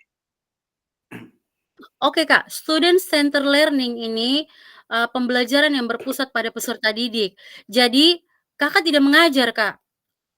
Jadi kakak kasih mereka topik atau kasih misalkan contoh, kalau yang selama ini saya buat ya Kakak, ketika iya, kita pada pertemuan pertama setelah kita melakukan asesmen, jadi, eee saya share sedikit ya Kakak-kakak, ini pembelajaran yang berpusat pada baik. peserta didik berdasarkan hasil asesmen. Jadi, saya punya peserta didik yang sekarang ini kelas 10, itu dari hasil asesmennya saya kepada mereka itu, keluar 3 cabang olahraga yang mereka mau pelajari. Jadi, selama 1 semester Kakak, mereka pilih hanya 3. Yang pertama permainan sepak bola, kemudian permainan bola voli dan bulu tangkis. Tapi, itu mereka ada pecah lagi, di dalam satu kelas itu selama 1 kali pertemuan, misalkan saya ada jadwal di kelas 10, itu hari Kamis. Nah itu Kakak, itu yang saya ajarkan ke mereka tuh 3 cabang olahraga. Nah itu, saya hanya kasih topik saja Kak, "Oke, yang bulu tangkis, bola voli dan sepak bola, silakan kalian cari pengertian, fasilitas dan perlengkapan, kemudian teknik dasar. Silakan cari semuanya, jika sudah dapat pada teknik dasar itu silakan pelajari, kemudian praktekkan, selesai." Mereka cari, kemudian mereka keluar di lapangan, mereka belajar teknik dasar, kemudian mereka presentase, kemudian selesai, lalu minggu depannya mereka bermain sesuai dengan teknik yang mereka sudah latih. Itu contoh student center learning. Jadi seperti itu, Oh, sederhana Kak. Iya, Kak. iya. Kemudian jadi begitu, Kak. Tapi kalau untuk anak SD, silakan Kakak-kakak, jadi nanti nanti akan ada waktu yang nanti kita bertemu, itu akan dijelaskan lagi bagaimana cara kita menerapkan pembelajaran yang berpusat pada peserta didik pada, kelas 1, 2, 3, dan 4. Itu kelas 1, 2, dan 3 ya Kakak, kelas rendah ya kalau saya tidak salah ya di SD. Nah kalau Iya. ya, Sudah 3 oke pastinya. deh. Berarti, itu nanti akan diajarkan karena tidak mungkin kita langsung berpusat pada mereka ya Kakak ya, karena mereka kan kelas rendah, jadi kita harus sesuaikan. Itu nanti akan diajarkan. Jadi Kakak-kakak ini adalah jenis-jenis pembelajaran student center learning, jadi small group discussion. Ini ada kayak grup kecil untuk kita melakukan, diskusi. Jadi, salah satu contoh ya Kakak ya, misalkan kita akan misalkan dari hasil asesmen, kita punya peserta didik itu pemahamannya sangat rendah Kak, literasinya juga sangat rendah. Otomatis sebelum kita belajar teknik dasar, kita harus ajarkan materi terlebih dahulu kepada mereka Kak. Jadi small group, ya silakan kita bikin bentuk dalam satu kelas itu beberapa kelompok, lalu silakan dikasih topik yang berbeda, kemudian misalkan kita bentuk dalam satu kelas ada 3 kelompok. Oke. 3 kelompok. Kelompok yang pertama silakan kamu cari pengertian dan pengertian fasilitas dan perlengkapan, pengertian fasilitas serta perlengkapan dari permainan sepak bola. Kemudian kelompok yang kedua silakan kamu cari teknik dasar yang ada di sepak bola. Kelompok yang ketiga silakan praktekkan teknik dasar yang ada pada permainan sepak bola. Selesai. Kemudian role play. Nah, role play atau simulation. Nah, role play ini silakan kakak-kakak buat bermain peran. Nah, ada yang jadi guru, ada yang jadi peserta didik, kemudian ada yang jadi wasit. Misalkan kita main sepak bola, toh ini contohnya. Jadi ada yang jadi wasit, kemudian ada yang jadi hakim garis, ada yang jadi pemain, ada yang jadi announcer atau komentator, kemudian ada yang jadi pencatat skor dan seterusnya. Jadi dia itu hampir sama dengan nanti kita akan lewati kayak salah satu model pembelajaran itu sport education model. Jadi dia ada di role play. Buat kakak Dedi, kemudian kakak Anis, itu ada beberapa teman-teman kita yang sudah saya berbagi praktik baik waktu itu sport education model. Kemudian ada discovery learning, self direct learning, cooperative learning. Jadi kakak-kakak silakan difoto untuk dijadikan sebagai referensi. Saya lanjut. Sudah difoto, Kak? Sudah difoto kok? Sudah, Kak. Oke. Sudah. Kanim dan Kak Lukas kalau sudah foto, nah tolong share di grup ya. Jangan sampai ada beberapa dari kita yang layarnya tidak kelihatan ya kakak-kakak. Oke, ini ada aktivitas yang berikut, yaitu karakteristik perkembangan peserta didik. Nah ini, memahami karakteristik dan minat anak. Jadi ada jasmani, kemudian ada sosial, kemudian ada emosional, dan ada mental. Nah ini ada kelas PAUD, SD, kemudian menengah, dan ada menengah atas ya kakak-kakak. Kemudian ini ada, silakan kakak-kakak, kita langsung saja, langsung menjawab saja ya kakak-kakak. Cocokkan karakteristik berikut, manakah bidang dan usia yang sesuai? Bisa kelihatan kok? Bisa, Kak. Jelas. Oke. Silakan. Karakteristik atau aktivitas yang pertama itu ada berjalan, berlari, merangkak, memanjat, melompat, menendang, dan seterusnya. Kemudian ada anak-anak pada usia ini mulai mengembangkan rasa diri mereka sendiri dan belajar untuk memahami perasaan orang lain dan seterusnya. Kemudian yang ketiga, mereka mulai mengalami emosi yang lebih intens seperti kemarahan, kesedihan, dan kecemburuan, dan seterusnya. Lalu yang terakhir ada anak-anak mulai belajar untuk memahami dan mengelola emosi mereka. Baik, kakak-kakak silakan perhatikan pada aktivitas atau karakteristik yang ketiga itu mereka mulai mengalami emosi. Nah, pada yang keempat, karakteristik yang keempat itu anak-anak mulai belajar untuk memahami dan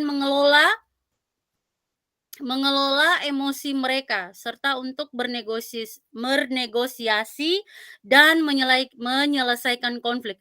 Saya mohon izin kepada Kak Lukas dan Kak Anis atau Kak Dedi, silakan difoto, kemudian di-share di grup ya kakak ya, karena ini Kak Paul ini kayak kesulitan katanya tidak muncul, jadi tolong share dulu. Oke Kak Paul. Sampai sini tidak muncul. Oke. Oke, silakan kakak-kakak tolong bantu kita punya teman. Sudah difoto dan di-share kok?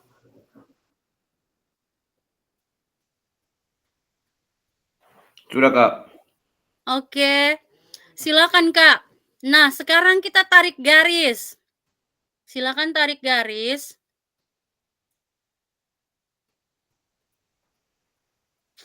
Oke, kita langsung saja. Ada yang mau jawab, silakan. Karakteristik yang pertama, dia pasangannya dengan bidang mana dan usia mana? Oke, ini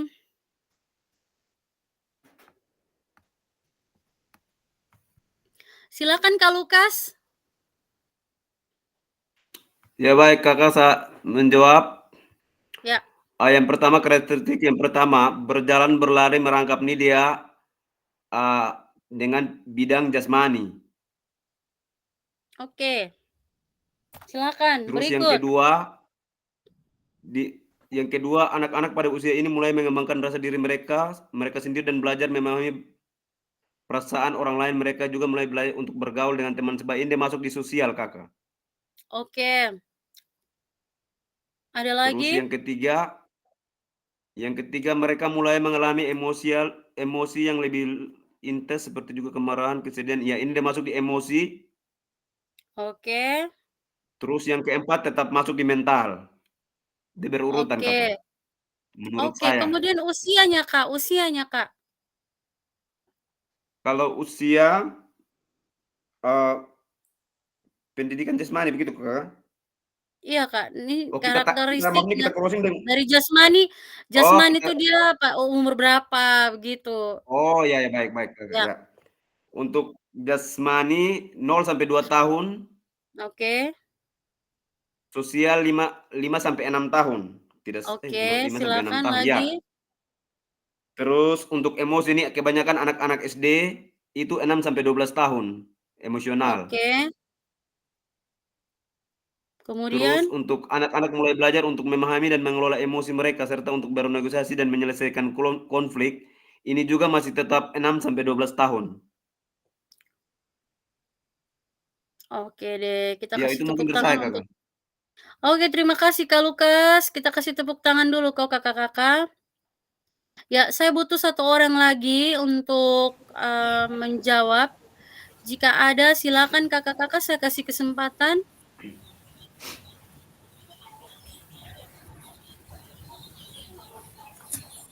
Oke, silakan Kak Paul. Ya baik, terima kasih Kakak.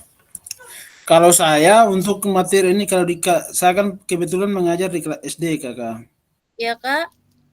Di SD biasa SD itu ada kelas 1 2 itu fase A, kelas 2 3 4 itu fase B, kelas 3 4 5 itu fase C.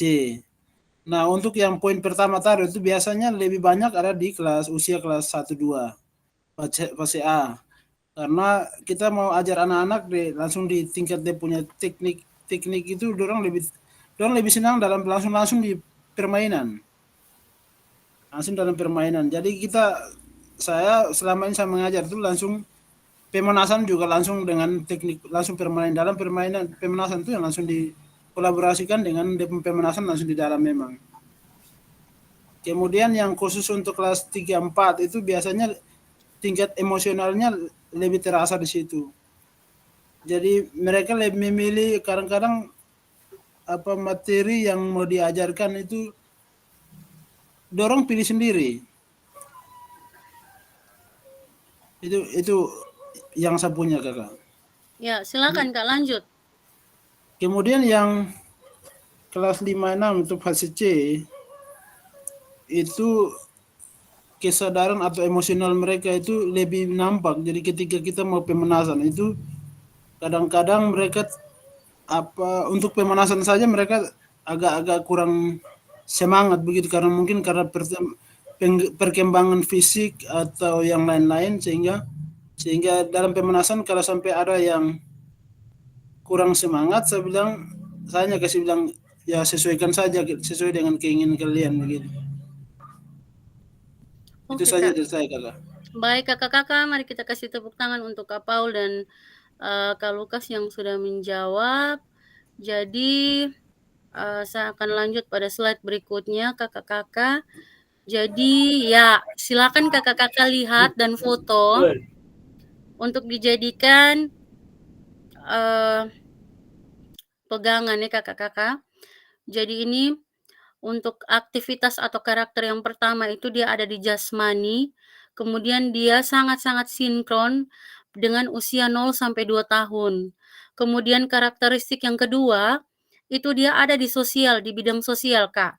Lalu dia itu nyambung dengan usia 5 sampai 6 tahun. Jadi ini berdasarkan hasil penelitian secara keseluruhan ya Kakak, bukan hanya pada kita punya sekolah sendiri atau beberapa sekolah di kabupaten atau berapa itu, tapi ini berdasarkan presentasi penelitian, jadi dia membuktikan bahwa karakteristik yang kedua ini dia ada pada bidang sosial dan ada pada usia 5-6 tahun. Kemudian karakteristik yang ketiga dan keempat itu dia masuk pada bidang emosional dan mental. Dan dia hanya ada pada usia 6-12. Sedangkan 12-18 tahun itu sudah masuk pada usia apa Kak? 12-18 tahun. Jadi untuk dia sudah mau masuk pada perlakuan atau pemikiran orang dewasa ya kakak-kakak. Jadi bisa difoto, kemudian bagi kakak-kakak yang bisa foto bisa langsung share di grup ya kakak. Nah, mari kita berdiskusi apa pentingnya guru mengetahui karakteristik peserta didik dan bagaimana cara mengakomodasi berbagai karakteristik dan minat peserta didik dalam pembelajaran. Silakan Kak. Apa pentingnya guru mengetahui karakteristik peserta didik? Silakan ada yang bisa jawab. Silakan angkat tangan, kemudian jawab pertanyaannya.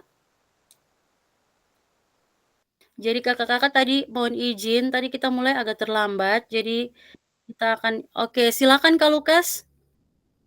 Kita akan selesai sesuai dengan waktu yang tadi kita masuk ya kakak-kakak, kita agak lewat, waktunya agak lewat sedikit ya. Saya mohon izin kakak-kakak. Silakan saya berikan kesempatan pertama kepada Kak Lukas. Silakan Kak. Kakak bisa menjawab pertanyaan nomor 1 dan Kak Anis akan menjawab pertanyaan nomor 2. Silakan Kak Lukas. Ya baik kakak. Jawaban nomor 1. Apa pentingnya guru mengetahui karakteristik peserta didik?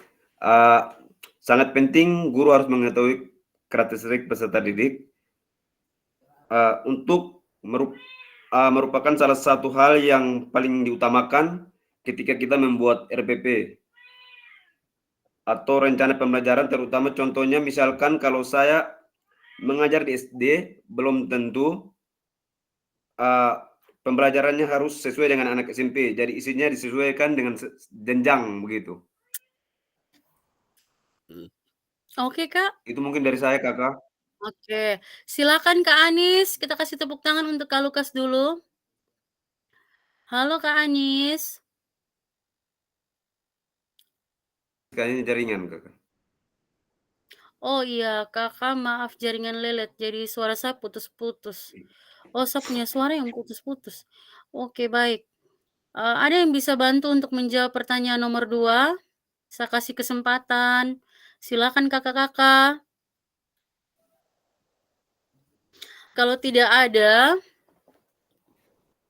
halo kakak-kakak, silakan. Ya baik kakak. Mungkin bagaimana cara mengakomodasi berbagai karakteristik dan minat peserta didik dalam pembelajaran? Maaf, saya rencana mau jawab nomor 1 ini. Melihat bahwa kalau nomor 2 nih, karakteristik dan minat peserta didik kita bawa dalam ekstrakurikuler. Salah satu cara dari sekolah kita untuk mengakomodasi potensi-potensi yang ada dalam peserta didik. Anak untuk meningkatkan potensi mereka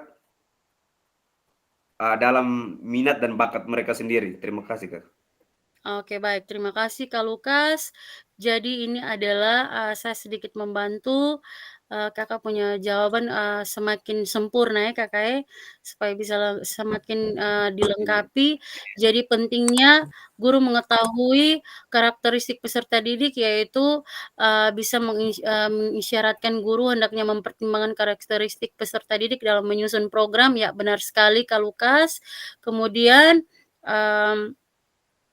bagaimana cara mengakomodasi karakteristik dan minat peserta didik dalam pembelajaran? Salah satunya dengan pembelajaran berdiferensiasi. Jadi Kak Lukas dan kakak-kakak yang lain, apa yang saya contohkan tadi dalam pembelajaran PJOK saya itu sudah sangat-sangat berdiferensiasi ya Kakak. Jadi kita ketika kita memberikan atau mempertimbangkan karakteristik peserta didik dan menyusun program pembelajaran yang berpusat pada peserta didik, maka itu sudah menjawab permasalahan dan kebutuhan dari peserta didik kakak-kakak. Dan tujuan daripada kita mengetahui karakteristik mereka adalah itu akan berpengaruh pada kita punya rancangan program pembelajaran kakak-kakak, sehingga misalkan kita mengelompokkan peserta didik pada bagian audiovisual, kemudian pada mereka punya, kan ada kakak-kakak sudah belajar tentang pembelajaran berdiferensiasi. Nah, salah satu contohnya adalah ketika kita mengelompokkan peserta didik berdasarkan kebutuhannya. Contoh itu ada audiovisual, kemudian ada kinestetik, kemudian ada yang cuman bisa mereka hanya belajar dari mendengarkan, itu yang auditori. Nah, audiovisual itu anak-anak belajar menggunakan video, gambar-gambar, dan tulisan-tulisan.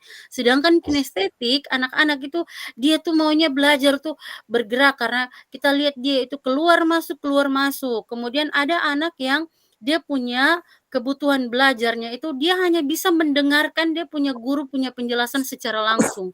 Sedangkan dia bilang ini paparan materi yang kita tulis-tulis di papan, kemudian video-video pembelajaran yang kita tampilkan itu dia sangat-sangat merasa bosan. Kemudian ada anak-anak yang dia tidak bisa dengarkan penjelasan dari guru. Dia jenuh sekali kalau seandainya guru langsung jelaskan. Kemudian dia akan merasa tidak nyaman ketika menampilkan video-video atau atau praktek, kita praktek itu dia setengah mati sekali. Jadi saya ingin berbagi dengan kakak-kakak sekalian, dari kelas 10 dengan jumlah siswa 42, ada satu peserta didik di jurusan perikanan kakak-kakak. Jadi pada saat saya melakukan asesmen, isi daripada hasil yang dia punya jawaban itu kakak-kakak, dia tulis begini, "Ibu guru, saya tidak mau semua praktek di semua cabang olahraga. Ibu guru suruh saya tulis, ibu guru suruh saya kerja atau kerja apa saja, yang penting ibu guru jangan suruh saya praktek di lapangan." Nah, bagaimana kira-kira ketika Bapak Ibu menemukan peserta didik yang seperti itu? Nah, jalan satu-satunya adalah kita memberikan video pembelajaran, kemudian kita memberikan topik-topik dari materi-materi yang akan kita ajarkan kepada seluruh peserta didik di kelas 10, kemudian kita suruh dia cari, Kak. Lalu, dan Kakak luar biasa, kami sudah 6 kali pertemuan, dia punya hasil pekerjaan dari topik-topik yang saya kasih itu sangat-sangat lengkap. Dan itu ketika saya tanya, itu dia puji Tuhan dia bisa jawab, sebagian besar dia bisa jawab. Dan setiap cabang olahraga, jadi saya bilang, "Pertemuan hari ini kamu mau belajar apa?" "Oh Ibu, saya mau belajar." Itu pertemuan pertama, Kak, setelah hasil asesmen, itu dia pilih mau belajar bulu tangkis.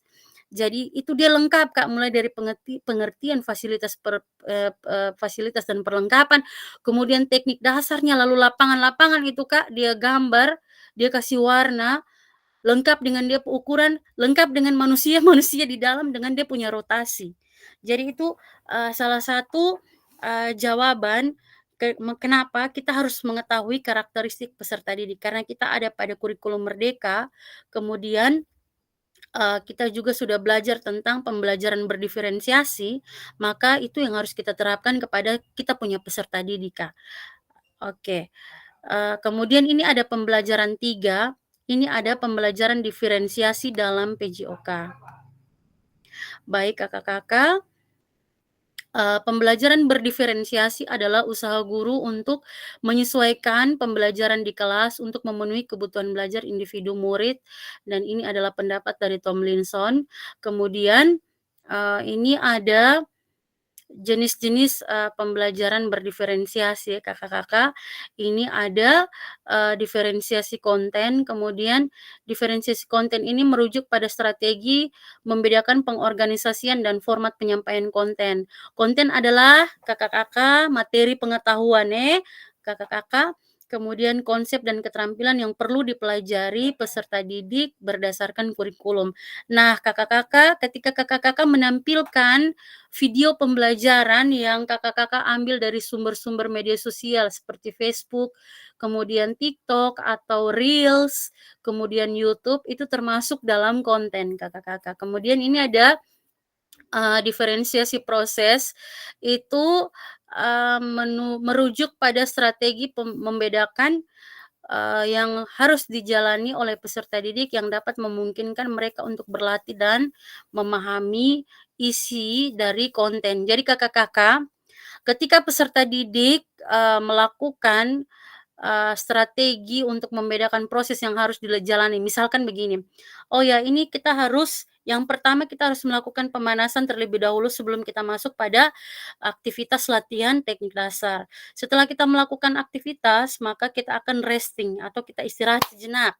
Setelah kita istirahat sejenak, maka mulailah kita melakukan gerakan teknik dasar. Nah, sebelum kita melakukan teknik dasar, ada latihan-latihan atau ice breaking bermakna yang harus anak-anak atau kita berikan kepada anak-anak sebelum masuk pada latihan teknik dasar menendang, menahan, dan menggiring. Jadi, kurang lebih seperti itu ya kakak-kakak. Kemudian yang terakhir ada diferensiasi produk. Nah, merujuk pada strategi membedakan produk hasil belajar murid, hasil latihan, kemudian penerapan dan pengembangan apa yang telah dipelajari. Jadi kakak-kakak, produk itu biasanya kita berpusat pada hal-hal yang dihasilkan. Jadi kakak-kakak, produk ini bukan hanya berupa barang, atau misalkan seperti yang kakak-kakak lihat pada saya punya video yang sudah saya kirimkan itu ada salah satu raket yang dikerjakan oleh anak-anak. Jadi fokus kita jangan hanya pada sebuah benda atau sebuah jenis barang, tapi produk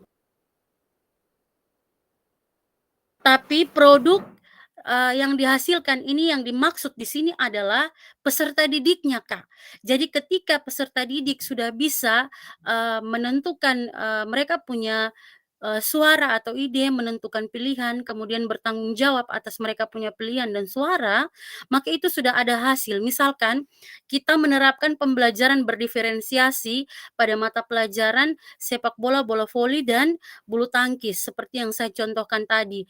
Nah, ketika anak-anak berbagi peran, ada peran yang menjadi penonton, kemudian ada peran yang menjadi penjual, lalu ada peran yang mereka berperan sebagai wasit, hakim garis, dan seterusnya. Di situ kita sudah menghasilkan produk-produk, Kak. Jadi ada produk wasit, ada produk hakim garis, dan seterusnya, kakak-kakak. Jadi produk yang dimaksudkan di sini tidak berfokus pada benda atau barang, tetapi manusianya juga adalah produk, kakak-kakak. Baik, kita akan lanjut pada slide yang berikutnya. Setelah membaca dan berdiskusi situasi pembelajaran 1 dan 2 tentang contoh langkah-langkah pembelajaran diferensiasi di LMS kakak-kakak, apakah ada kendala kakak-kakak melakukan strategi pembelajaran berdiferensiasi dalam PJOK?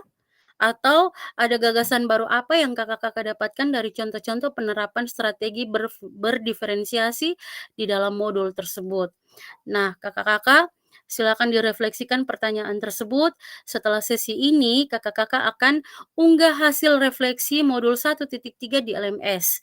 Dan gunakan pertanyaan refleksi untuk menulis refleksi kakak-kakak sekalian.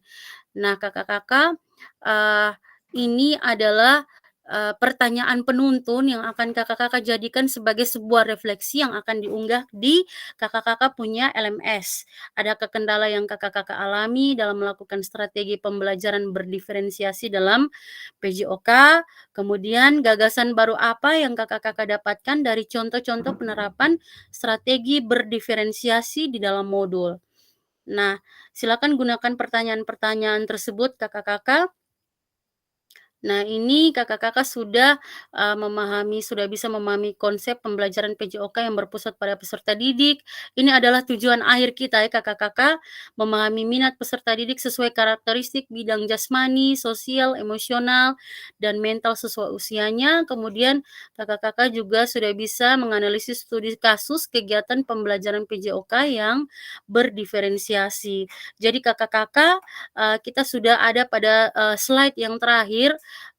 Besar harapan saya kakak-kakak bisa mempelajari pembelajaran berdiferensiasi ini dengan sebaik mungkin, karena video pembelajaran yang akan kakak-kakak buat itu dia setidaknya karena kita sudah mempelajari modul 1.3 tentang pembelajaran berdiferensiasi, setidaknya kakak-kakak sudah bisa menerapkan sedikit dari pembelajaran diferensiasi, baik dari segi konten, kemudian proses, dan produknya.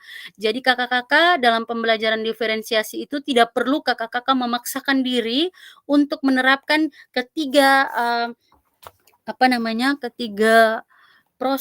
ketiga jenis dari diferensiasi ini. Kakak-kakak tinggal memaknai salah satu dari proses, kemudian konten, proses, dan produk. Jadi jangan memaksakan semuanya harus ada ya kakak-kakak. Nah, saya izin stop share dulu kakak-kakak.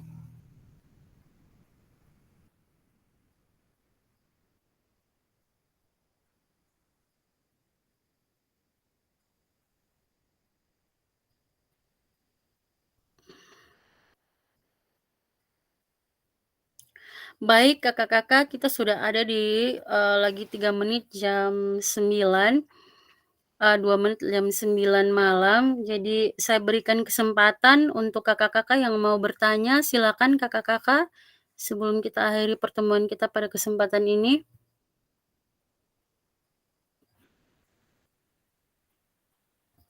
Silakan angkat tangan, Kak.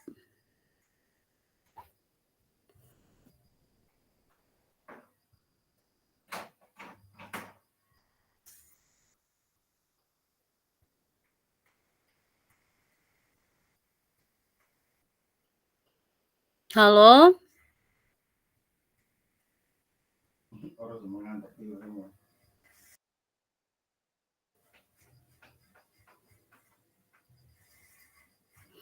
Ya, silakan Kak. Ini Kak Nani, ini ada angkat tangan dari tadi kok. Halo? Aduh, Kak, ini sekali angkat tangan deh. Ini belum Iya keturun juga Kak. nih. Tidak Kak, ini mohon izin ya Kakak, itu materinya tadi penting sekali. Kalau kita putus di tengah berarti berpengaruh dengan ini. Sudah Jadi Kakak. pas, ya saya kasih kesempatan sekarang. Silakan Kak.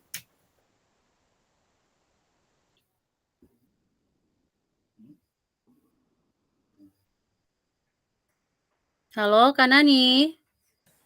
Ya Kakak. Iya silakan Kak. Halo. Iya silakan Kak.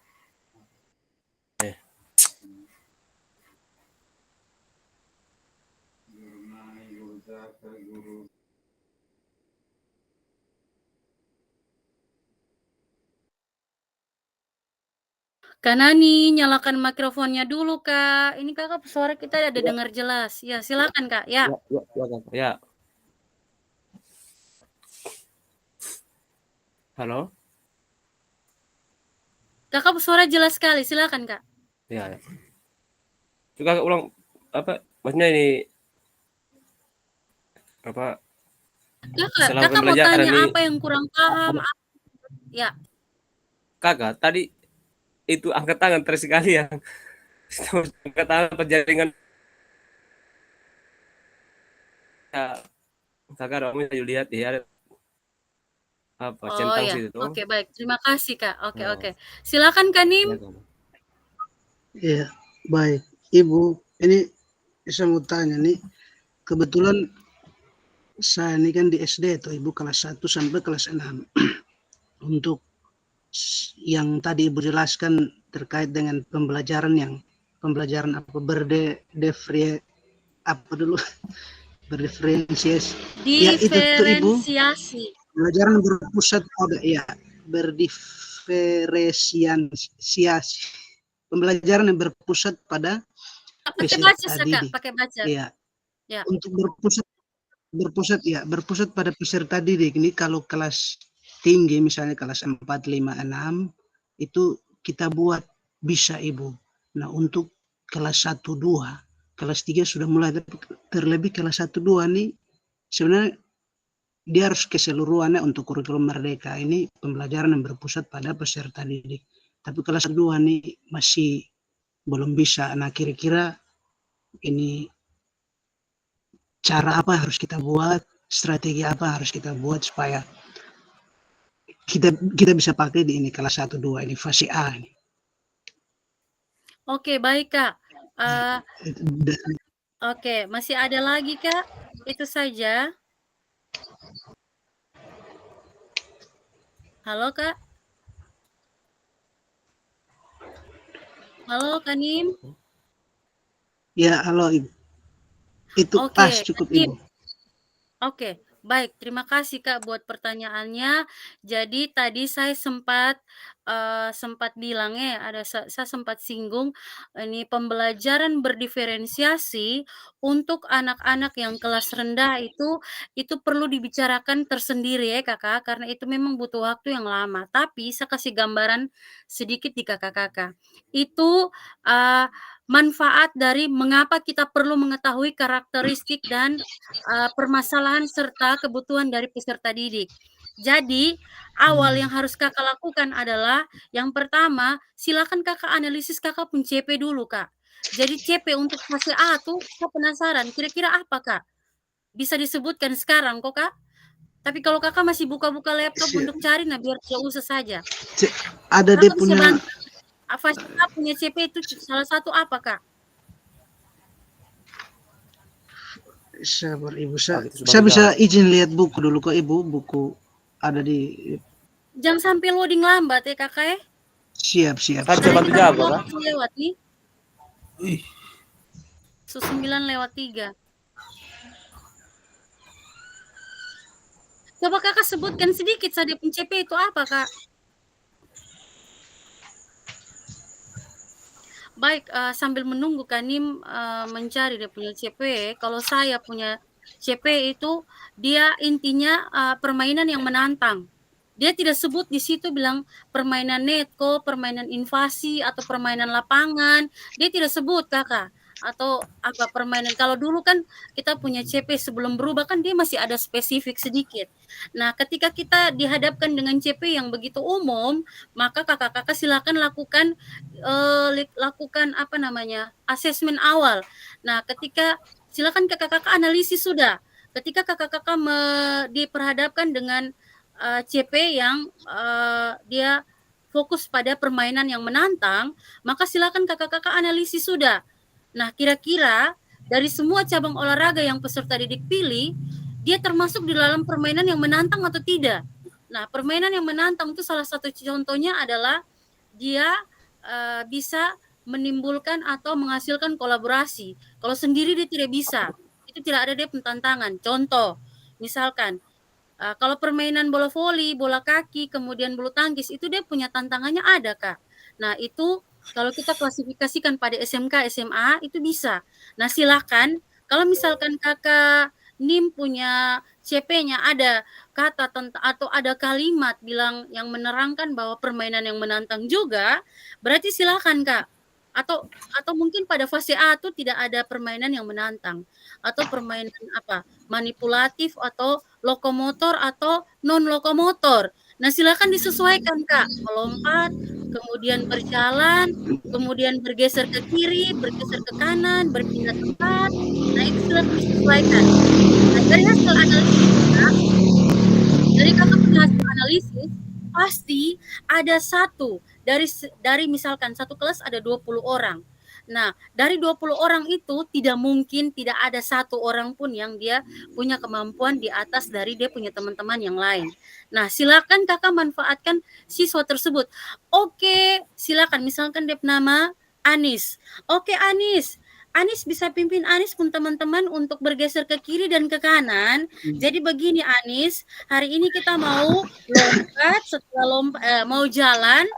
Setelah kita jalan, kita lompat. Setelah lompat, kita geser ke kiri, geser ke kanan. Nah, si Anis ini dia menyerap atau dia merekam apa yang menjadi perintah dari Bapak Guru ke dia. Kanim bisa kasih mati mikrofon, siap. Bapak? Oke. Jadi si Anis ini secara tidak langsung dia sudah merekam apa yang diperintahkan oleh dia Bapak Guru. Nah, Kakak, ketika Kakak memberikan isyarat atau perintah kepada Anis untuk memimpin dia teman-teman, itu sudah berpusat pada peserta didik, Kak. Atau misalkan begini, "Hei Anis," dia teman bilang begini, "Anis, kalau bisanya jangan hanya geser kiri ke kanan kok, kita lompat ke kiri dan ke kanan juga kok." Lalu Anis dia bilang begini, "Oh oke kawan, mari kita coba." Nah kelas 1 ini kan mereka biar masih kelas 1 tapi diskusinya juga sudah dibangun dari dini Kak. Jadi ketika mereka merasa tidak nyaman dengan ini gerakan biasa-biasa, pasti ada perdebatan atau ada diskusi di situ. Jadi Kakak saran saya yang pertama adalah Kakak lakukan analisis CP ke TP dulu.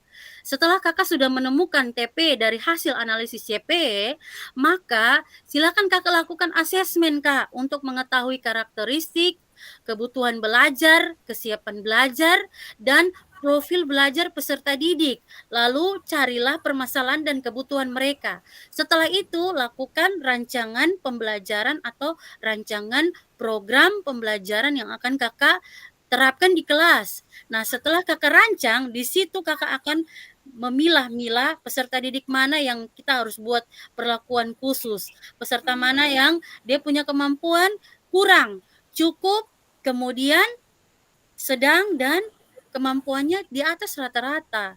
Nah, jika kemampuan di atas rata-rata, jadikan dia seperti Anis. Seperti itu, Kak. Itu salah satu contoh untuk penerapan pembelajaran berdiferensiasi di kelas rendah. Sudah cukup kok Kak Nim, itu penjelasan dari saya. Jika Kak Nim belum puas, maka silakan Iya, kita cari waktu iya. kita berdiskusi. Sudah luar- cukup, ya sudah cukup. Tapi ini saya mau tanyakan saja lagi Ibu terkait dengan Ibu penjelasan tadi, di mana untuk kelas 1-2 itu Ibu kan untuk bilang pembelajaran yang contoh-contoh pembelajaran yang berpusat pada peserta didik itu sebenarnya ada, dan saya baru tahu Ibu punya penjelasan tadi, misalnya saat kita suruh anak-anak berbaris dan ada beberapa teman lain yang mungkin barisnya masih miring. Jadi dia punya teman satu mulai tegur, lu jangan ini apa baris begitu, dengar yang di depan. Jadi saya sebagai guru PJOK biasa saya yang langsung tegur, lu yang bapak guru kok, jadi tidak usah, biar nanti bapak guru. Jadi masing-masing nanti koreksi dia punya diri saja. Itu nih yang Ibu baru jelaskan tadi. Oh ternyata sebenarnya itu juga berpusat pada peserta didik. Jadi kita harus biar sudah lepaskan saja, biar mereka saling menegur. Begitu kok Ibu? Seperti ya. Kakak, benar Jadi sekali mungkin Kak. Jadi saya salah ketika Kakak begitu. bilang begini, Iya Kak. Jadi begini Kak, ketika Kakak melihat misalkan mereka mau baris, lalu ada satu anak tuh dia tuh sibuk ini tegur bilang, "Wih, lu baris begini." Nah, silakan Kakak ambil dia ke depan, ya ini misalkan, "Pafra, silakan kamu atur teman-teman." Nah, bisa dijadikan seperti itu Kak.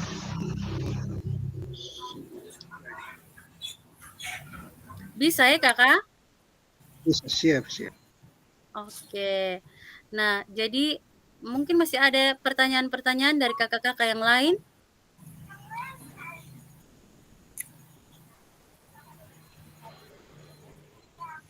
Oke, baik. Jika sudah tidak ada pertanyaan lagi, ini kelihatannya Kak Lukas ini terpental karena jaringan. Nah, di sini yang aktif tinggal Kak Paul, Kak Nim, Kak Dedi, Kak Anis, Kak Pafra, dan Kak Ika. Jadi saya berterima kasih kepada kakak-kakak semua yang sudah bergabung dalam aktivitas tatap maya kita pada kesempatan ini, dan besar harapan saya kakak-kakak bisa semakin mendalami pembelajaran berdiferensiasi sehingga dia bisa berdampak pada kita punya video pembelajaran yang akan kakak-kakak buat, yang batas pengumpulan atau batas uploadnya di tanggal berapa itu? 18 Oktober atau 13 Oktober sebelum kita tatap muka ya kakak-kakak. Nah,